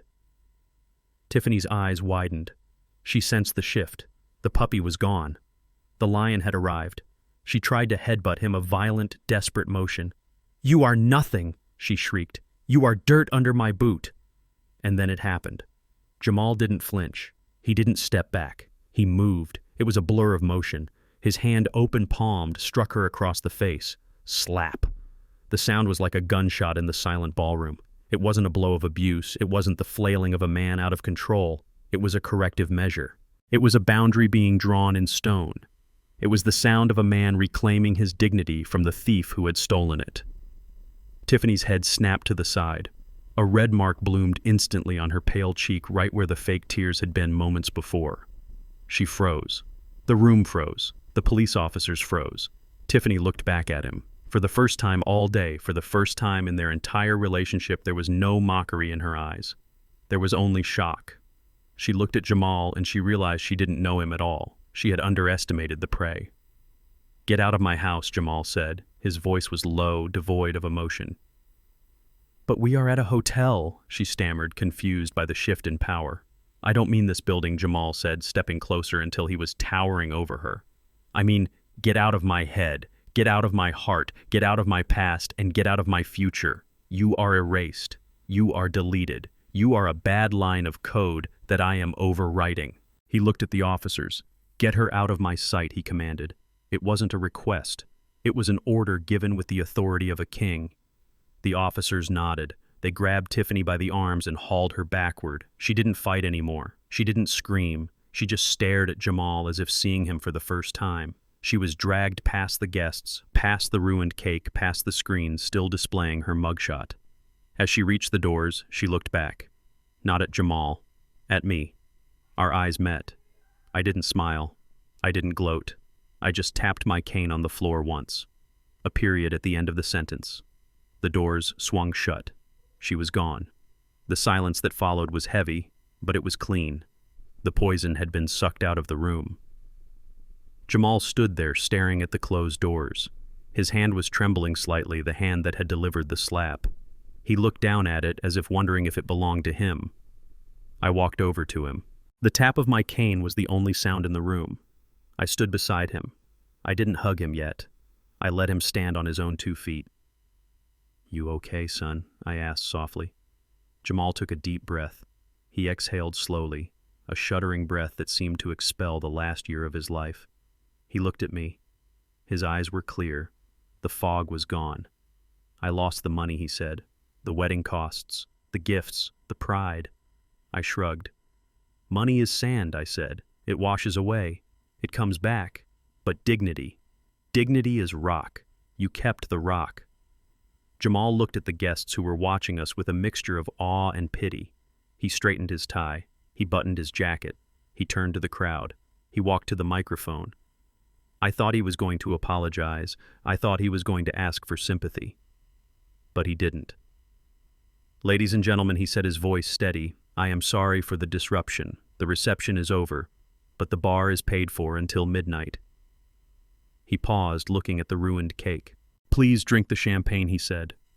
"It is the only thing in this room that is real."